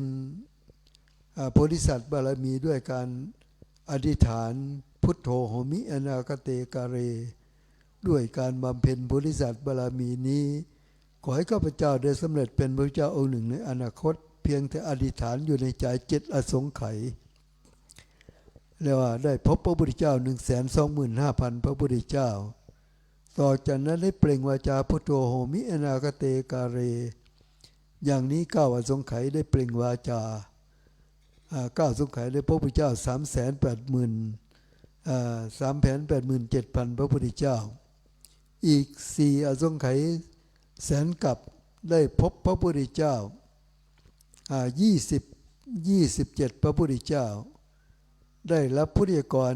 24 พระพุทธเจ้าคือพระพุทธเจ้าของเราได้ใน4อสงไขยแสนกับเนี่ยพระองค์ได้ทรงบางชาติเกิดเป็นกษัตริย์บางชาติเกิดเป็นพราหมณ์บางชาติเกิดเป็นพญานาคอย่างพระพุทธเจ้าตันหังกรพระพุทธเจ้าตันหังกรพระชนมายุ100,000 ปีพระเจ้าเมธังกรพระชนมายุ100,000 ปีพระเจ้าสารนังกรพระชนมายุ100,000 ปีพระเจ้าทีปังกรพระชนมายุ100,000 ปีเนี่ยได้รับพยากรณ์สมัยพระเจ้าเป็นสุเมธราบทนางพิมพามมันดาพระราหุลเกิดเป็นนางสุมิตาบุตรสาวพราหมณ์ได้ถวายดอกบัว8 ดอกปรารถนาเป็นคู่บุญของสุเมธราบทพระพุทธเจ้าทีปังกรทรงพยากรณ์ว่าสุเมธราบทอีก400,000 แสนกับจะสำเร็จเป็นสมณโคดมพุทธเจ้านางสุมิตาผู้ถวายดอกบัว8 ดอกปรารถนาเป็นคู่บุญอาจจะได้เป็นนางพิมพามันดาพระราหุลเนี่ยและรับพยากรณ์จากนี้ไปถึงพุทธเจ้าสมัยพระเจ้ากัสสปะ24 พระพุทธเจ้าหลังจากนั้นพระเจ้าได้ทรงบำเพ็ญบารมีในสำนักพระเจ้าโกณฑัญญะพระชนมายุ100,000 ปีพระพุทธเจ้ามังคละพระชนมายุ 90,000 ปีพระพุทธเจ้าสุมาณะพระชนมายุ 90,000 ปีพระพุทธเจ้าเลวตะพระชนมายุ 60,000 ปีแล้วก็พระพุทธเจ้าโสภิตะพระชนมายุ 90,000 ปีพระเจ้าอโนมัตถัสสีพระชนมายุ100,000 ปีพระเจ้าปทุมะพระชนมายุ100,000 ปีพระเจ้านาราชะพระชนมายุ 90,000 ปีพระเจ้าปทุมุตตระพระชนมายุ100,000 ปีพระพุทธเจ้าสุเมธะพระชนมายุ 90,000 ปีพระพุทธเจ้าสุชาตะพระชนมายุ 90,000 ปีพระเจ้าปิยทัสสีพระชนมายุ100,000 ปีพระเจ้าอัฏฐทัสสีพระชนมายุ100,000 ปีพระเจ้าธรรมทัสสีพระชนมายุ100,000 ปีพระเจ้าสิทธัตถะพระชนมายุ100,000 ปีพระเจ้าติสสะพระชนมายุ100,000 ปีพระพุทธเจ้าปุตสะพระชนมายุ 90,000 ปีพระเจ้าวิปัสสีพระชนมายุ 80,000 ปีระหว่างนี้ว่างไปเป็นสุญญกัปไป59กัปจะมีพระปัจเจกพุทธเจ้าและพระเจ้าจักรพรรดิอุบัติขึ้นมาถึงกัปที่31ในกัปเดียวนี้มีพระพุทธเจ้า2 พระองค์คือพระพุทธเจ้าสิกขีพระชนมายุ 70,000 ปีพระเจ้าเวสสภูพระชนมายุ 60,000 ปีว่างมาอีก31กัปจะเป็นกัปที่พระเจ้าจักรพรรดิแล้วก็พระปัจเจกพุทธเจ้าเกิดขึ้นจนมาถึงพระตรกัปนี้ก็มีพระพุทธเจ้า5 พระองค์ตรัสรู้แล้ว4 พระองค์คือพระเจ้ากกุสันโธพระชนมายุ 40,000 ปี เมื่อพระองค์ตรัสรู้แล้วเนี่ยได้ทรงแสดงปฐมเทศนากันแรกมีมนุษย์เทวดาบรรลุธรรม 40,000 โกฏ 400,000 ล้านต่อมาสมัยพระเจ้าโกนคมพระชนมายุ 30,000 ปีเมื่อพระองค์ตรัสรู้แล้วแสดงปฐมเทศนากันแรกสัตตรัสรู้ 30,000 โกฏ 300,000 ล้านตลอดพระชนชีพของพระเจ้าทุกพระองค์สัตว์โลกตรัสรู้นับประมาณมิได้ แต่ครั้งใหญ่ๆสมัยพระเจ้ากัสสปะยุคคนอายุ 20,000 ปีเมื่อพระองค์ตรัสรู้แล้วได้ทรงแสดงปฐมเทศนาการแรกสัตตรัสรู้ 20,000 โกฏ 200,000 ล้านมาถึงสมัยพระพุทธเจ้าของเรายุคคนอายุ100 ปีเมื่อพระพุทธเจ้าสมณโคดมบรมครูของเราทั้งหลายได้ตรัสรู้และทรงแสดงธรรมจักรกับปวัตตนสูตรกันแรกโปรดพระปัญจวัคคีย์ได้มีพรหม18 กฎ 180 ล้านที่ได้บรรลุธรรมพร้อมกับพระอัญญาโกณัญญะนี้เป็นครั้งที่แสดงแก่พรหมที่มีพรหมคนได้บรรลุมากที่นี่ครั้งที่พระองค์ได้ทรงแสดงที่มีเทวดาบรรลุมากครั้งหนึ่งคือตรงแสดงมหาสมัยสูตรครั้งที่พระองค์ได้เสด็จอยู่ที่ป่ามหาวันมีภิกษุ500เป็นบริวารมีพรหมหมื่นจักรวาลมาฟังธรรมครั้งนั้นมีพระพุทธเจ้าได้ทรงตรัสว่ามีเทวดาได้บรรลุเป็นพระอรหันต์100,000 โกฏ100,000 โกฏแล้วก็ที่บรรลุอนาคามีสกทามีโสดาบันนับประมาณไม่ได้พระองค์ตรัสว่าพระพุทธเจ้าแต่ละพระองค์ทั้งอดีตปัจจุบันอนาคตจะแสดงมหาสมัยสูตรครั้งเดียวและจะมีเทวดาหมื่นโลกธาตุที่ฟังธรรมแล้วบรรลุธรรมเหมือนกันไม่มากไม่น้อยครั้งใหญ่ที่พระองค์ได้ทรงแสดงธรรมและมีเทวดาบรรลุธรรมมากคือครั้งแสดงแก่พุทธมารดาที่ดาวดึงส์ที่พระสิริมหายาเทพบุตรพุทธมารดาเสด็จลงมาจากดุสิตสวรรค์ชั้นที่4มาฟังธรรมพุทธเจ้าที่ดาวดึงส์สวรรค์ในครั้งนั้นมีเทวดาหมื่นจักรวาลแวดล้อมเป็นบริวารอีก100,000 โกฏฟังอยู่ในภพภูมิของตัวเองด้วยพุทธานุภาพเหมือนได้ฟังอยู่เฉพาะประพักด้วยพุทธานุภาพครั้งนั้นพระองค์ได้ทรงแสดงอภิธรรม7 คัมภีร์หรือว่าอภิธรรม 42,000 พระธรรมขันธ์โดยย่อคืออภิธรรม7 คัมภีร์มีหัวใจว่าสังวิทาปุกยปะสังฆปีพระสังฆนี 1,300 คาถาธรรมขันธ์พระองค์ทรงเทศนาอยู่12 วันจบเทพยดาบรรลุ7 กฎ 70 ล้านวิคัมภีร์พระวิ